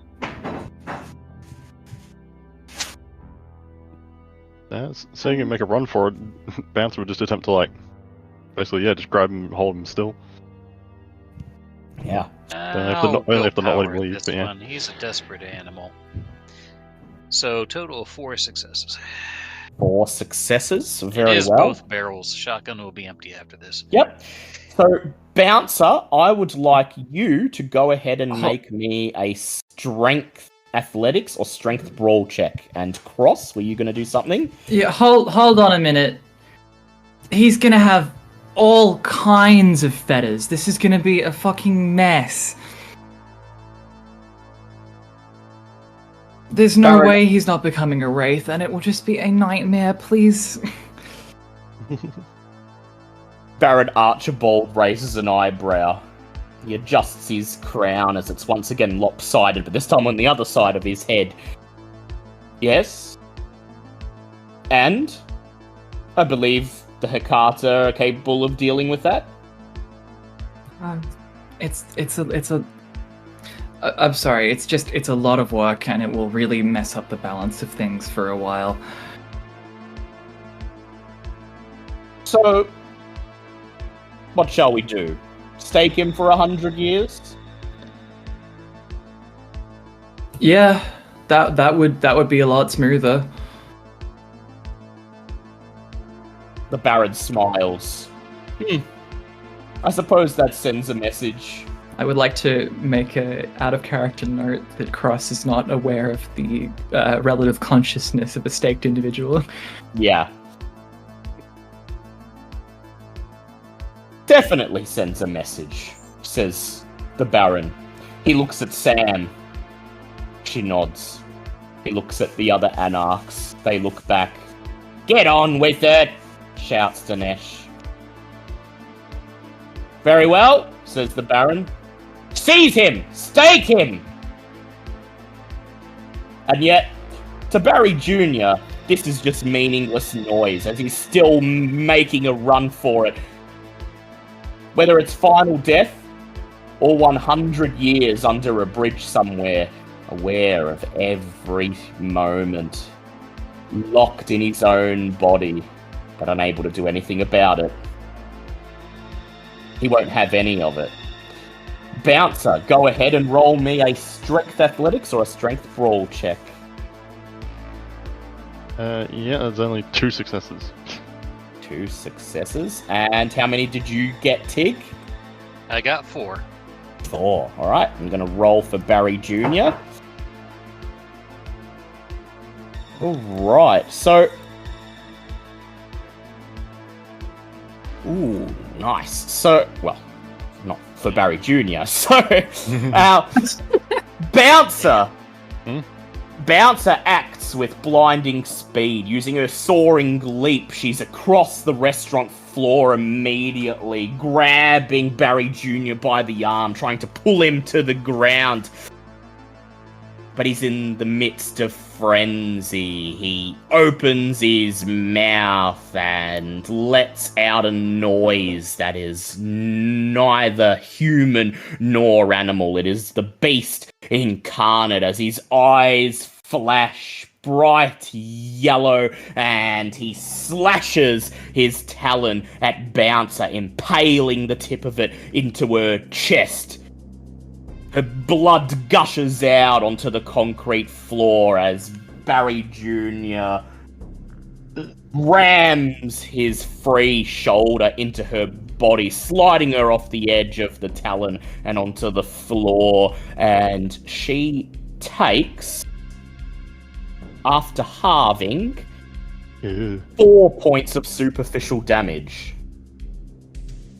Ooh, that's gonna like Bruce. Claws are no joke. Yeah. Barry Jr. is now going to roll to dodge the firearms, but he has a penalty here. That is 3 successes.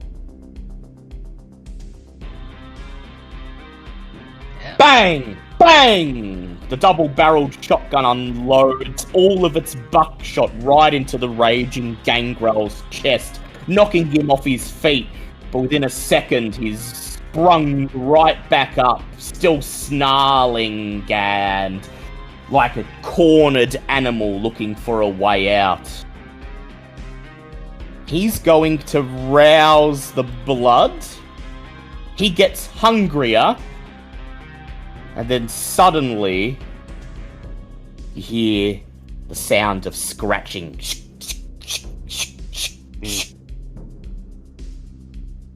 As the squeaking of hundreds of rats fills the tiny restaurant and a swarm bursts through the plaster, quickly filling the entire floor space and engulfing all of the vampires present. You hear the anarchs scream and swear as they begin to punch, kick, and stamp at the rats that are swarming over them like a moving rodent carpet.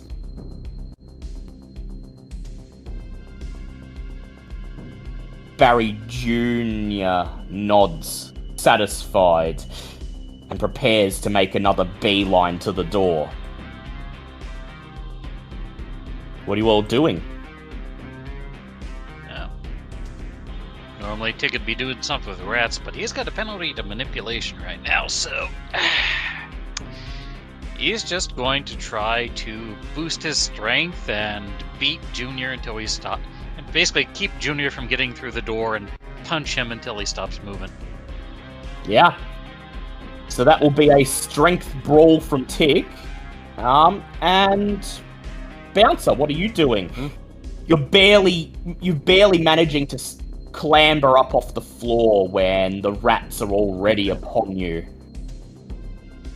squeaking loudly as they sense fresh meat. Damn rats again. So that's a critical 5, and I rolled 2 more with willpower, so 7. 7, yep. 7 critical.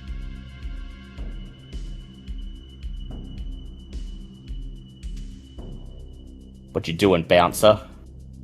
I Well, first I'm gonna rouse to heal. Yeah, probably wise. Yeah, it's a fail, but I'll still heal one.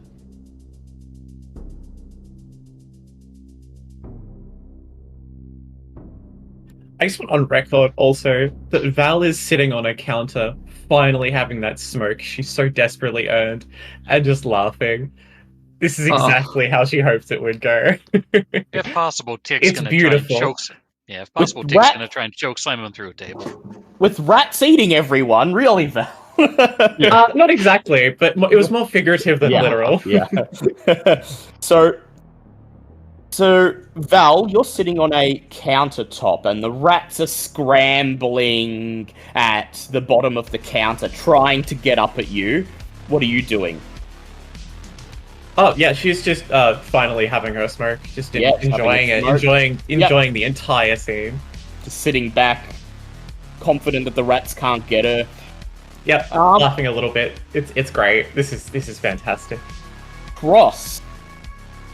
You look up from your laptop to see the carpet of rats spilling across the floor towards you, and you have just about a second to react. What would you like to do? Oh, Jesus. Okay. Hang on. Do the rats look like a threat or anything? Yeah, as Yeah, well. Cross. Okay.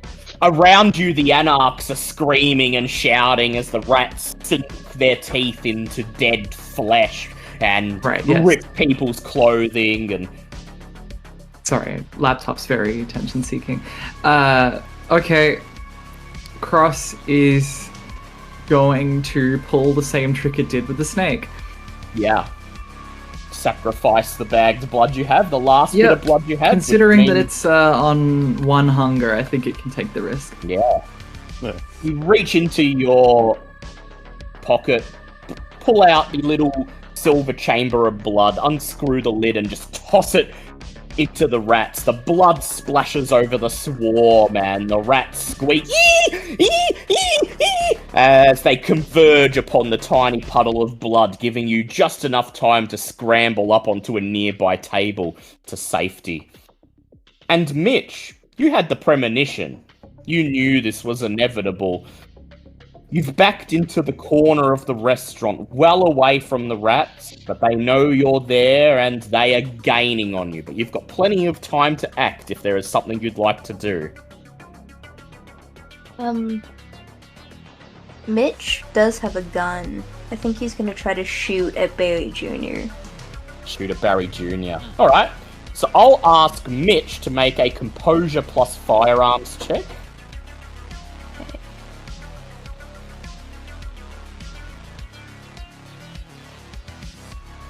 2 successes. Lovely.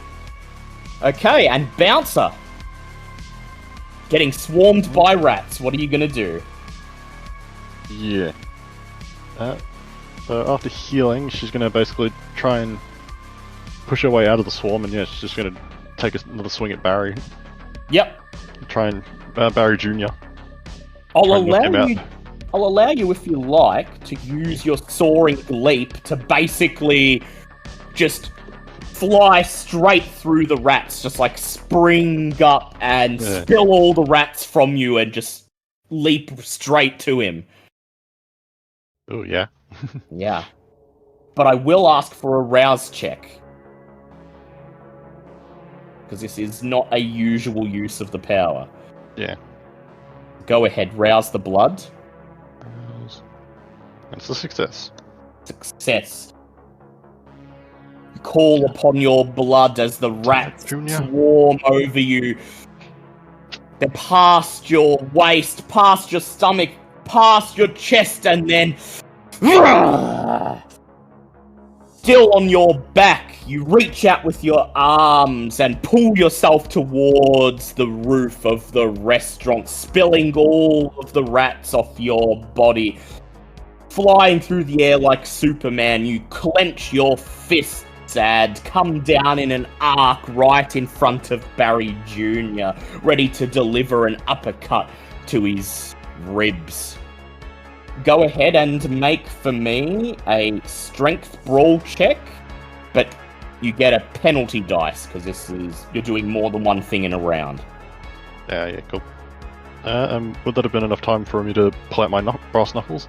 Yep, I'll say you probably got them out when you saw the rats coming. Yeah. So I was already planning to boost strength anyway, so I'll rouse for that. Okay, so that gets me hungrier.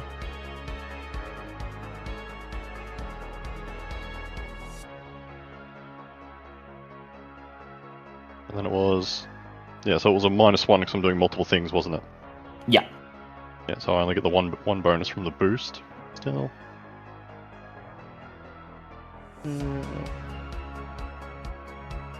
Yeah.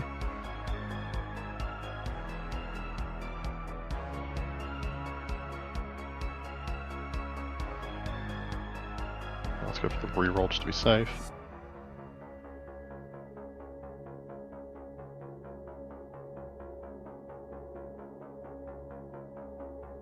Okay, that becomes 5 successes. 5 successes. Nice. Very nice indeed. So, Tig's first. Snarling like an animal. He's clenching his fist, and Hal hath no fury like an angry old man as that fist comes down to Barry ducks, and his long talon arcs upwards, whooshing, and he gets a crit 8 successes. Damn. God damn. So, Well, he only got me by 1, so. yeah, Tig, you take 1 point of superficial damage. +2 for... So, Yeah. oh, well, 1 + 2 is 1. Yeah, I'm halving it after halving it. Alright. Thump! Bouncer lands next to him, raises her fist, just as he whirls around with his talon, and he's going to roll with 1 penalty die to hit her.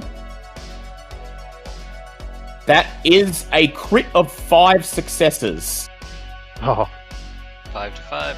5 to 5. Your fist collides with his ankle, knocking him off his feet as the talon arcs down and slashes the front of your dress, and you both take 1 point of superficial damage.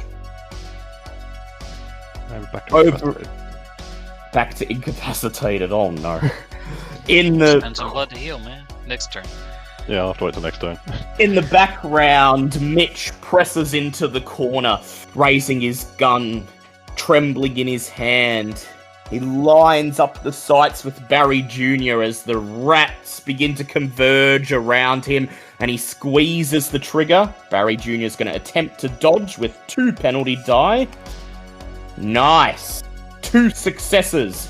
Bang! Bang! Bang! Mitch has barely ever fired a gun in his life. The only times he's fired a gun have all been within the last 3 nights. And yet somehow he fires off 3 rounds and they all slam into Barry Jr.'s body, center mass, as he falls to the ground, falling backwards from bouncers below.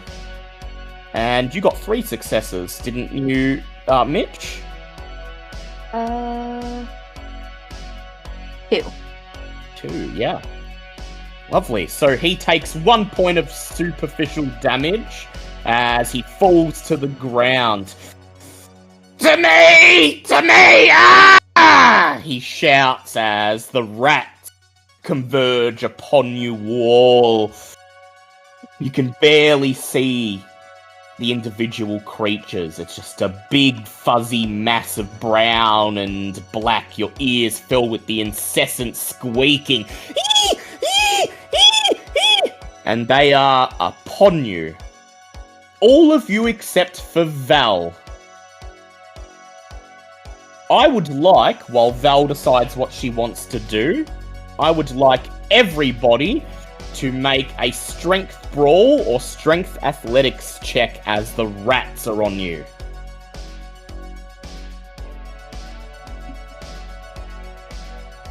While this is going on, Tig's gonna shoot Bunyip a look like, really? Bunyip just nods back and then he sighs. Thought you were done having your sire fight your battles for you, but nonetheless he leaps off the table, bares his fangs, and begins to lay into the rats, cutting them apart with his feral weapons. I mean, if he wants to stay there and get chewed on by rats, that's fine. Yeah. So you get, I'll give you an extra dice to your pool, Tig. Alright.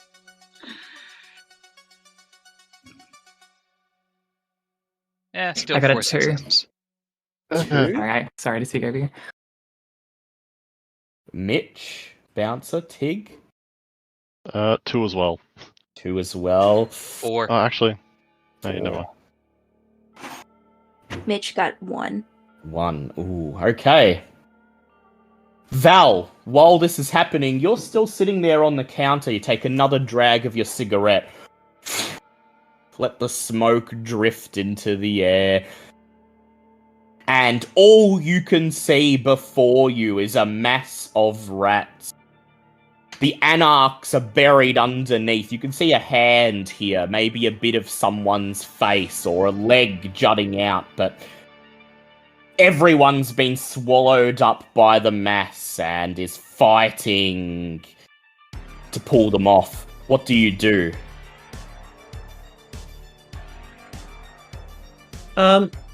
While she's not... Meanwhile, Barry Jr., taking advantage of the commotion, has just climbed back to his feet and started making a run for the door. Fuck it. Tig's gonna call the dogs to intercept him once he gets outside. Yep. Cross is using its 2 dots of animal ken, and it is hissing at the rats Hissing and at the trying rats? to make them feel like a bigger predator is in the area. Yeah. Then I'm gonna chase Barry. So I'll take those 2 dots of animal ken into account. But Val, what are you doing? Well, in Val's mind, they're already done. Like, the purpose of all this was to get the heat off them so that they aren't getting blood hunted. It's finished. But So it seems like everybody is still rather concerned about the situation. Where's Barry going to go? Like, they're going to find him eventually. Yeah, But exactly. It dawns on her that the coterie might not appreciate that she just sat around. And it takes a minute just to, finish off the smoke. She doesn't, hurry about it. But, yeah, she finishes it off, flicks it into the rats. The little the little knob of the cigarette just kind of, disappearing into the waves. And pulls out her pistols and kind of makes a leap towards the door. All right, Val, go ahead. Composure plus firearms. Composure firearms. Ooh, that's a good one, actually. Still with a -1 for the environment, right? No, that only happens when you're using disciplines. This is just a normal... Oh, sweet.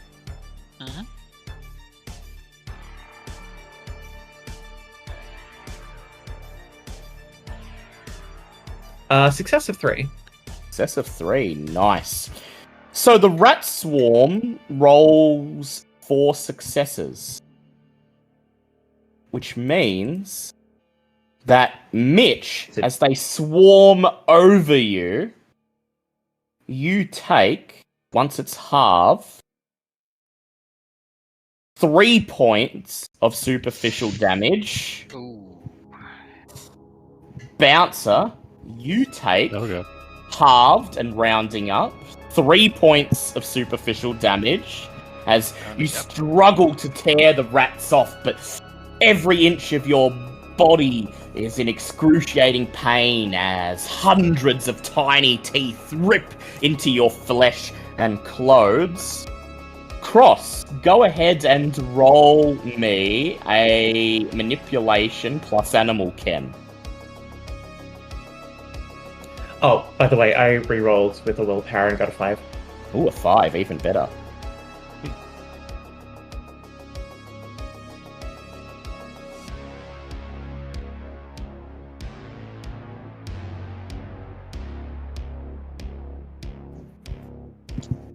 Cross, make me a charisma plus animal ken, please. Charisma, lovely. What is Cross if not charismatic? Yeah, just that's the one word I would use to describe it.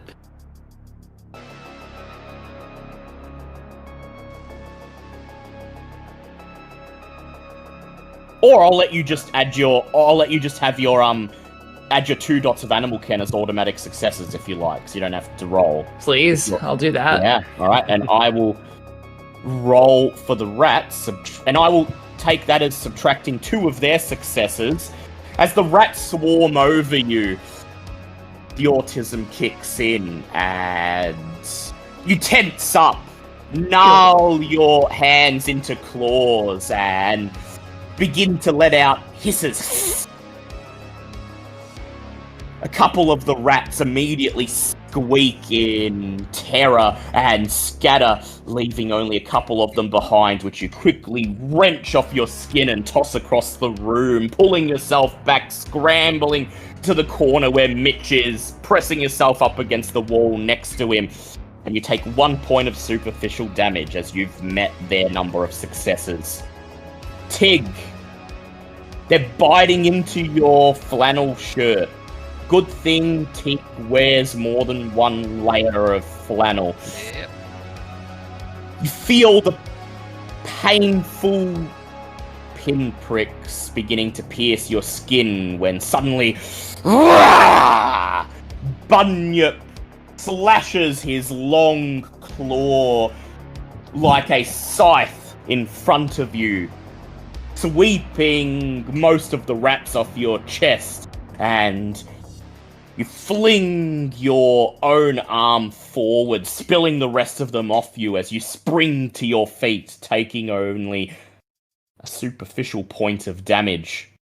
Bunyip gets a grateful nod, but it only lasts for a second as Tig is bolting out the door, because he's got a thing called Tactician. Normally meant to be used against lupines. It gives him bonus dice for a setup action. What he's trying to do is have the 2 dogs leaping out of the ute meet Barry one way, while he goes for the other. He's given the command joints. So they're going to try to disable the bits that let him run, the bits that let him move his arms. And Tig's going to hit him from behind while they go for the front. Go ahead, make a charisma animal ken check for me. Alright. Is charisma affected by the penalty? It is, yes, unfortunately. But well, I will say it doesn't count in this case because they're your familiars. Yeah, oh, thank goodness. Alright, I will boost charisma then, because I haven't gotten hungry once during all this boosting. The dice have been favored me there. I say that now, and yeah, let's see if it holds. Hey, finally some hunger, but that's okay. So, yeah. So, that'll be 7 dice. I'm gonna willpower that. That'll be 4 successes total. 4 successes total. You whistle and bark the word joints as you charge towards the door, pulling the last few rats off your vest and tossing them to the ground. Barry Jr. finally reaches the front door and rams his shoulder into it. It bursts open, and it's at this time when you vaguely become aware of Val sighing in the background. Oh, what are you all up to? As she stands up on the counter, reaches into her handbag, pulls out her gun and fires. Bang! With her 5 successes against Barry Jr.'s 3 successes, bloodstains appear on the back of his oversized blazer as Val's bullets find their targets in the small of his back. He stumbles forwards, taking... Ooh, here we go. Taking 1 point of superficial damage, but then that knocks him into aggravated. He's now impaired, and you don't halve aggravated damage. So he then takes 3 points of aggravated damage as Val fires off another round to be sure. Seeing the blood gushing from the back of his blazer, she rolls her eyes, looks away, and sticks her cigarette back in her mouth, taking another puff. He's still on his feet. Yep. She's also going to wander over and just, like, cock one of the guns and hold it to the back of his head. Not saying anything, just smoking. She can do that soon. For now, there's still rats all over the place, so as he bursts out of the door, he stumbles from the impact of the bullets, and as he turns to the left, ready to sprint across the car park, Tig's 3 Gould hounds come barreling out of the darkness, and right now, with all of these rats swarming the place in the middle of this chaos, they look like horses. It may as well be a cavalry charge as they bound towards Barry Jr., the ground seemingly shaking with the impact of each loping step they take. He raises his talon ready to fight them off, but all 3 of them set upon him, and suddenly his screams pierce the night silence as each of the dogs hooks its teeth into one of his limbs and pulls. Squelch! There's a loud crack of snapping bone as both of his legs and his arm that isn't his feral weapon are wrenched free from his body, giving Tig enough time to sprint out into the car park. And as the dogs hold Barry at bay, Tig, what would you like to do? Fist right into the back of the spine, right where breaking it'll fuck up arm control. Actually, he's on the ground now, ain't he? Yeah. Elbow drop. Elbow drop, finish him off. Break the spine. Break the spine. Go ahead, roll me a strength brawl and add 1 bonus dice.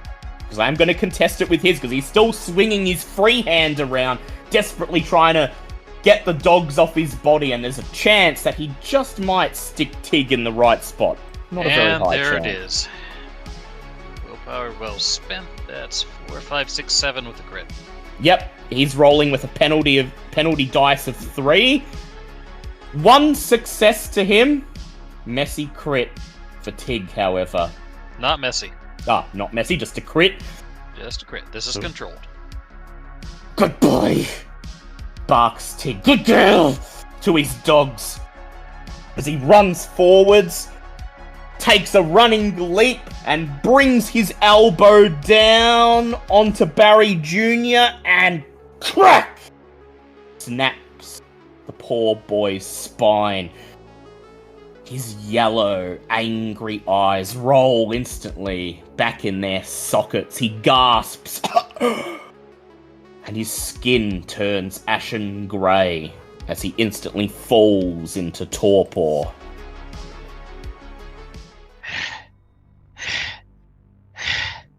With Barry Jr. falling into torpor, the incessant squeaking of the rats instantly stops. All is quiet. And miraculously, with their master down, the rats give up. Any that are still hanging on to clothes or flesh open their mouths, dropping onto the floor as the rest of them scurry away, out of the open door, across the parking lot, and into the night. Their tiny eyes glimmer once more, before they are gone, leaving the restaurant empty. And as suddenly as they emerged, save for a couple dead rats lying here and there, some spatters of blood, pieces of torn clothes, The anarchs inside pull themselves to their feet, wincing in pain, rousing their blood. All of the little bite marks seal up before your eyes. Well, shit, says Dinesh. Didn't know the little shit had that in him.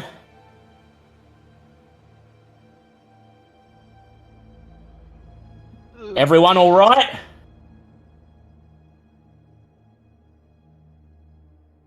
I've been better.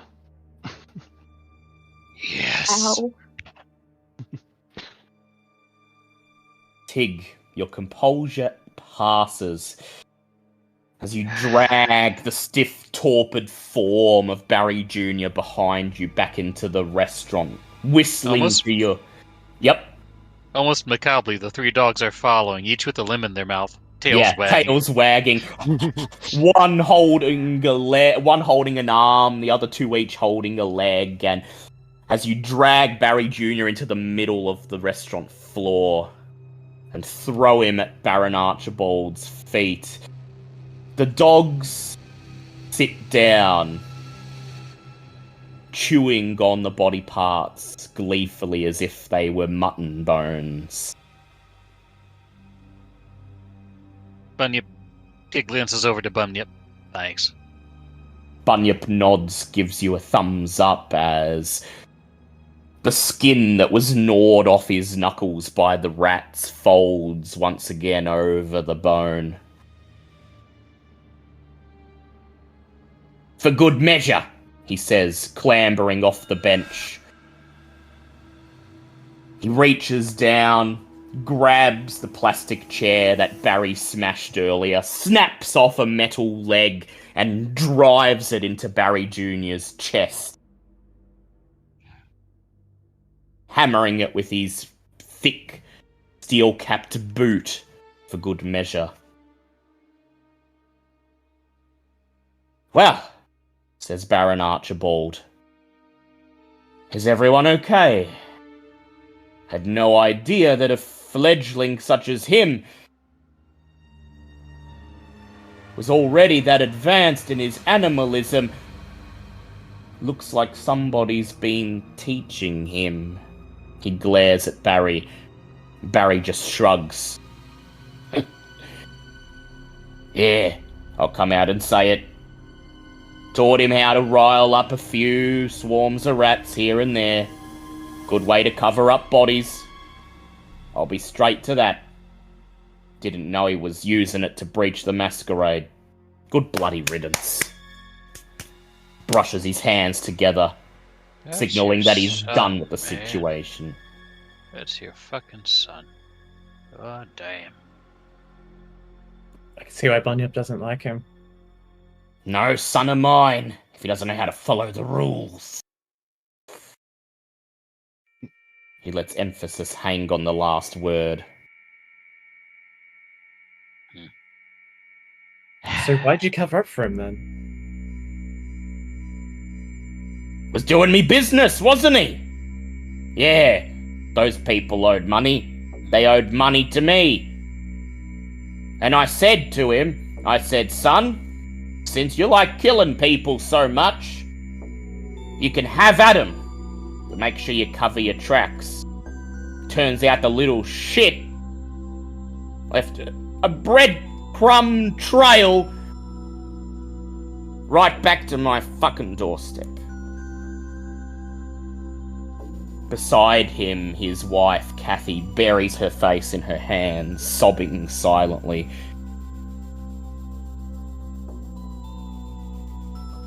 I guess I only got one last question, then. This whole mess, this whole thing, putting us up on trial to cover his tracks, was that your idea or the Setites? Say what now? Meredith's smile vanishes. The two unnamed white-suited neonates step forwards, flanking her like bodyguards as she glares at Tig. My I hold idea, up a finger in her Mr. direction. Duncan? I was asking Barry. Hang on a minute, do fucking process. No, Was it you? was all mine. All right. Then.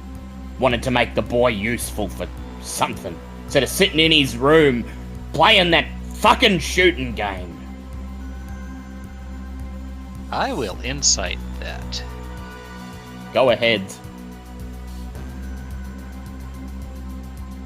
But I'm not that great at it. How many dots of insight have you got, Tig? Just one. That's enough to read the look on Barry's face. Father to father, you've seen it before. This is a father This is a father who was disappointed in his progeny. Someone who was only a father out of convenience. There was no love there. He made the boy useful, and when he was no longer useful, well, he was happy to have him taken off his hands. And now you feel the same burning hatred that emanates from Bunyip. Tig glances over to Meredith, lowers his hand. Sorry, ma'am, just had to make sure. The Baron clears his throat.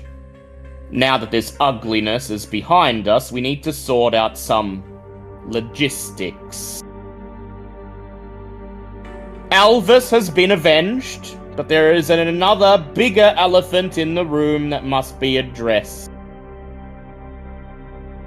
Who is to be the new warlord of the waterfront? He peers over at Barry. Barry exchanges a glance with Meredith. She looks back at him, her face twisted in a snarling frown. He steps forwards, and in his long-winded, rambling way, he insists that he becoming warlord is the only sensible outcome. After all, me and my family have been in G-Town all our lives and unlives. We know this city, we love this city, we won't abandon it like the last warlord. And we have what it takes. Why, we've demonstrated tonight that we have the interests of all of you placed above even our own flesh and blood. Yeah, pull the other one, shouts Dinesh. He folds his arms and steps forwards himself. It's time to stop the bullshit. I'll be the warlord, not because I want to be, but because I don't trust anyone else. Lovelace is full of shit, his son's dead, and the world is better for it. But he's not the only one. I don't believe that Warlord Victor went to the Middle East.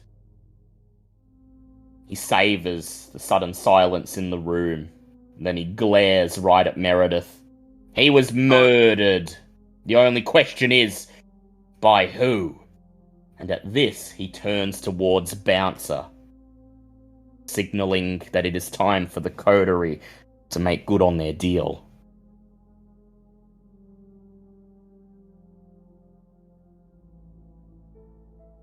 Tig looks to Bouncer. Yeah, Val looks at Mitch and Cross. They're the ones who found it. Yeah, she'll just stands up, brushing herself off, trying to hold together what she can. Yes, and in the midst of our investigation to clear our name, we did find some other interesting information about the former warlord. I suppose the only thing I can talk about from experience was finding out that the information that the warlord had gone east was started by Barry himself. No, Nonsense! No such thing! Prove it! Barry spits on the floor. Oh, Val holds up her cell phone and says, "Well, I hate to burst your bubble, but it's impossible. See, I have a number on this phone, a number for a special ghoul. The former von Strudeldorf's favorite ghoul, in fact, who can attest to the fact that he was, in fact, a thin blood. Well, he was like 13th gen, wasn't he? Because if he turned her, she'd be a thin blood, which is why he didn't turn her. Can't be, says Barry. 13th gen? He wouldn't have left. The beckoning Yeah. only affects... Precisely. He didn't leave by any will of his own. That's for sure. Dinesh nods, still glaring at the Setites. He says, and I think we know who was responsible. Meredith is appalled by the accusation. But baseless! Baseless rumours and nothing more. Just because we are Sith's children does not mean... Shut the fuck up! Roars Dinesh. I had this coterie get the proof. And they've got it, haven't you? What kind of suit did... fact. Oh, yeah, sorry, go on. No, you can go. What kind of suits did the Baron like wear? What kind of suits did Strudeldorf like wearing? Oh, you know, says Dinesh. Pompous, posh, tailcoats and top hats and... Alright. Cross, you have the largest screen. Do you want to... Cross already has the file up. Yeah. Cross just stands, just walks silently towards the Otoli's counter, places the laptop down, and steps back, flourishing at it. On the screen is the photo. The emaciated body that is Baron Warlord Victor von Strudeldorf, wearing a tattered Victorian-style suit, complete with tailcoat. In an Egyptian tomb. In an Egyptian tomb. Well, Meredith breaks off mid-sentence, her lips moving without making any sound. I should have known, she says after a moment of silence. I should have known. Of course, Peter would do this behind my back. What? Shouts Peter. You diablerized him, didn't you? After we told you to be patient, that your desire would be fulfilled eventually. And I wondered how you had grown so adept at serpentis and obfuscate, despite being nothing but a pathetic weakling, thin blood. The two suited goons step forwards, each grabbing Peter by an arm.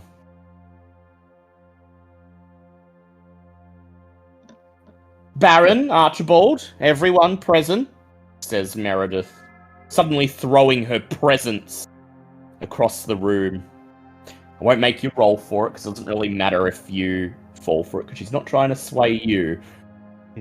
Instead, she turns to the Baron, and she says, it seems that the followers of Set and the Ministry have some internal affairs that need sorting. As such, I shall withdraw my support of Barry Lovelace as the next warlord. You what? Roars Barry. But you said you'd... And you said that you would have everything tied up in a neat little bow. Set will no longer grant you your desire. After all, you have failed to accomplish even the most basic of tasks. She holds out her hands. The followers of Set will abstain and will acknowledge whoever is elected as warlord as the new owner of this domain. The Baron silently watches her. Did it behind your back, did ya? Didn't know about it, huh? Of course not, says Meredith. We did offer him his heartfelt desire, but part of that is patience. Set teaches temperance, patience, and devotion. It is through devotion to Set that you will be rewarded. But he was impatient. Had to have it right now.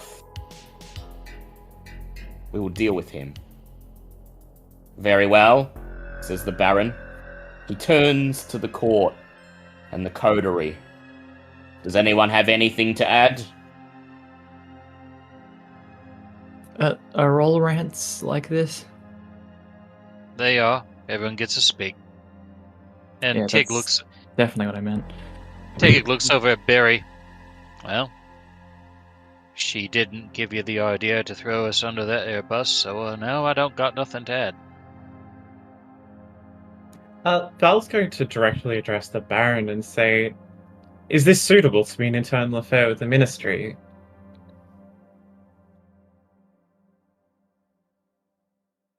He levels his eyes at you, Val.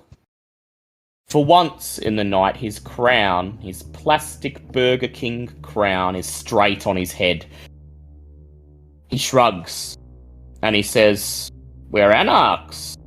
If they can handle their own affairs, then who are we to get involved? In that case, Val looks over to Meredith and says, better luck next time. She simply nods. So, says the Baron, gesturing towards Dinesh. Warlord Dinesh of the Bruja, unless anybody has any objections.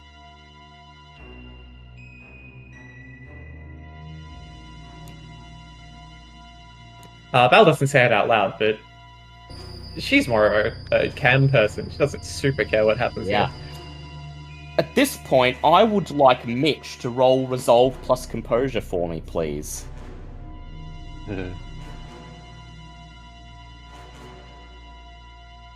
Oh.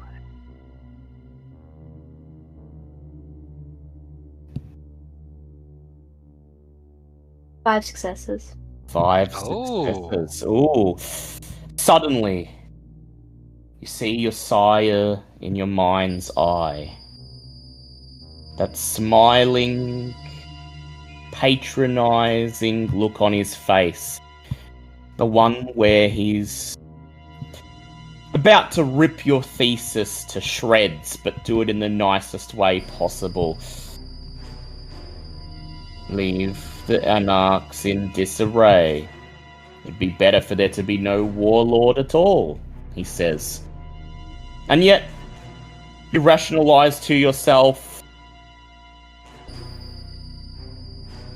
what could you possibly do? Convince Tig or Bouncer to step up as the warlord? Step up yourself? Try to convince the Baron that there should be no warlord at all? You love your sire. And he's a smart man. The smartest man you know. But you're lucid enough in this moment that the blood bond does not sway you. And so you have a choice, Mitch, and I'm offering you the choice. Will you attempt to disrupt the election of the new warlord, either by stepping up yourself or voicing an objection? Or will you simply hold your tongue? You know, I think Mitch has had a very long night at this point. I think he's just gonna hold his tongue. Hawthorne will be disappointed. They'll probably give you more blood. More blood to bind you to this timeline that you are so obviously not invested in right now. But that's a problem for a later time. Anyone stepping up? Nope. Dinesh it is. Dinesh nods towards Bouncer. He steps forwards, throwing up his hands in a triumphant display, taking a bow as the rest of the Waste Workers Union cheers. "I'll do my best," he says. "A little Carthage right here in waterfront G-Town. And ain't no Ventru gonna fucking ruin it this time."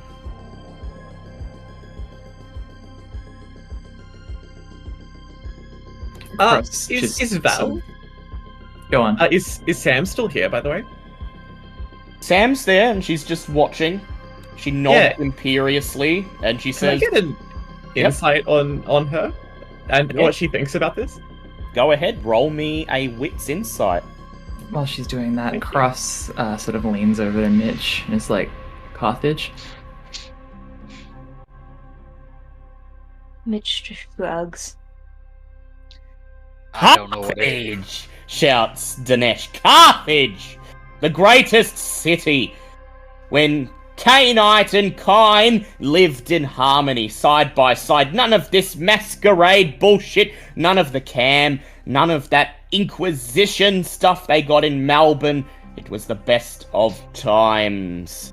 So, I endeavour, as a Bruja, to bring all anarchs in the waterfront together as Promethean, to dispense with the petty feuds and all the bullshit, and just let people live their lives in fucking peace." Val rolled a 4 on that. You notice Sam subtly smiling, nodding. She catches you watching her. She turns towards you and winks and says, "Better a Promethean than a gangrel who thinks he can play politics, right, Val?" Val is just going to kind of clap with everybody else and look back towards the group. The If dogs are getting anything- snackies. Yeah, they're still chewing the bones. If No, anything- they've been taken away. They're getting proper, treat strips. If anything, Sam seems pleased with the outcome. You can't tell what she's thinking. You never can. But she is a La Sombra. And maybe she's just happy. Happy that, in the long run, Dinesh will be a far easier force to control than Barry and the Setites that pulled his strings. So we can just punish someone, almost kill them for breaching the Masquerade, and then say that we're not going to do that anymore? Well, I mean, haven't quite worked out that part yet, says Dinesh. See, we got the beginning, and we got the end. The middle? Well, that's what we're gonna figure out together. And as he says this, the rest of the Bruja cheer and clap. Val leans over to Cross and says, "This is why I'm with the cam." So, congratulations. You've made it to the beginning. The beginning of what, exactly? I don't know. Could be the start of the rest of your unlives. Could be the start of a careful new balance of power between the factions in the city. Could be the beginning of, for the Bruja at least, a new dream. You've figured out who killed the king and brought justice to his killer. Now it's time to toss around some experience points. You've earned it. Ooh, loot box time. I hope for I get a hat.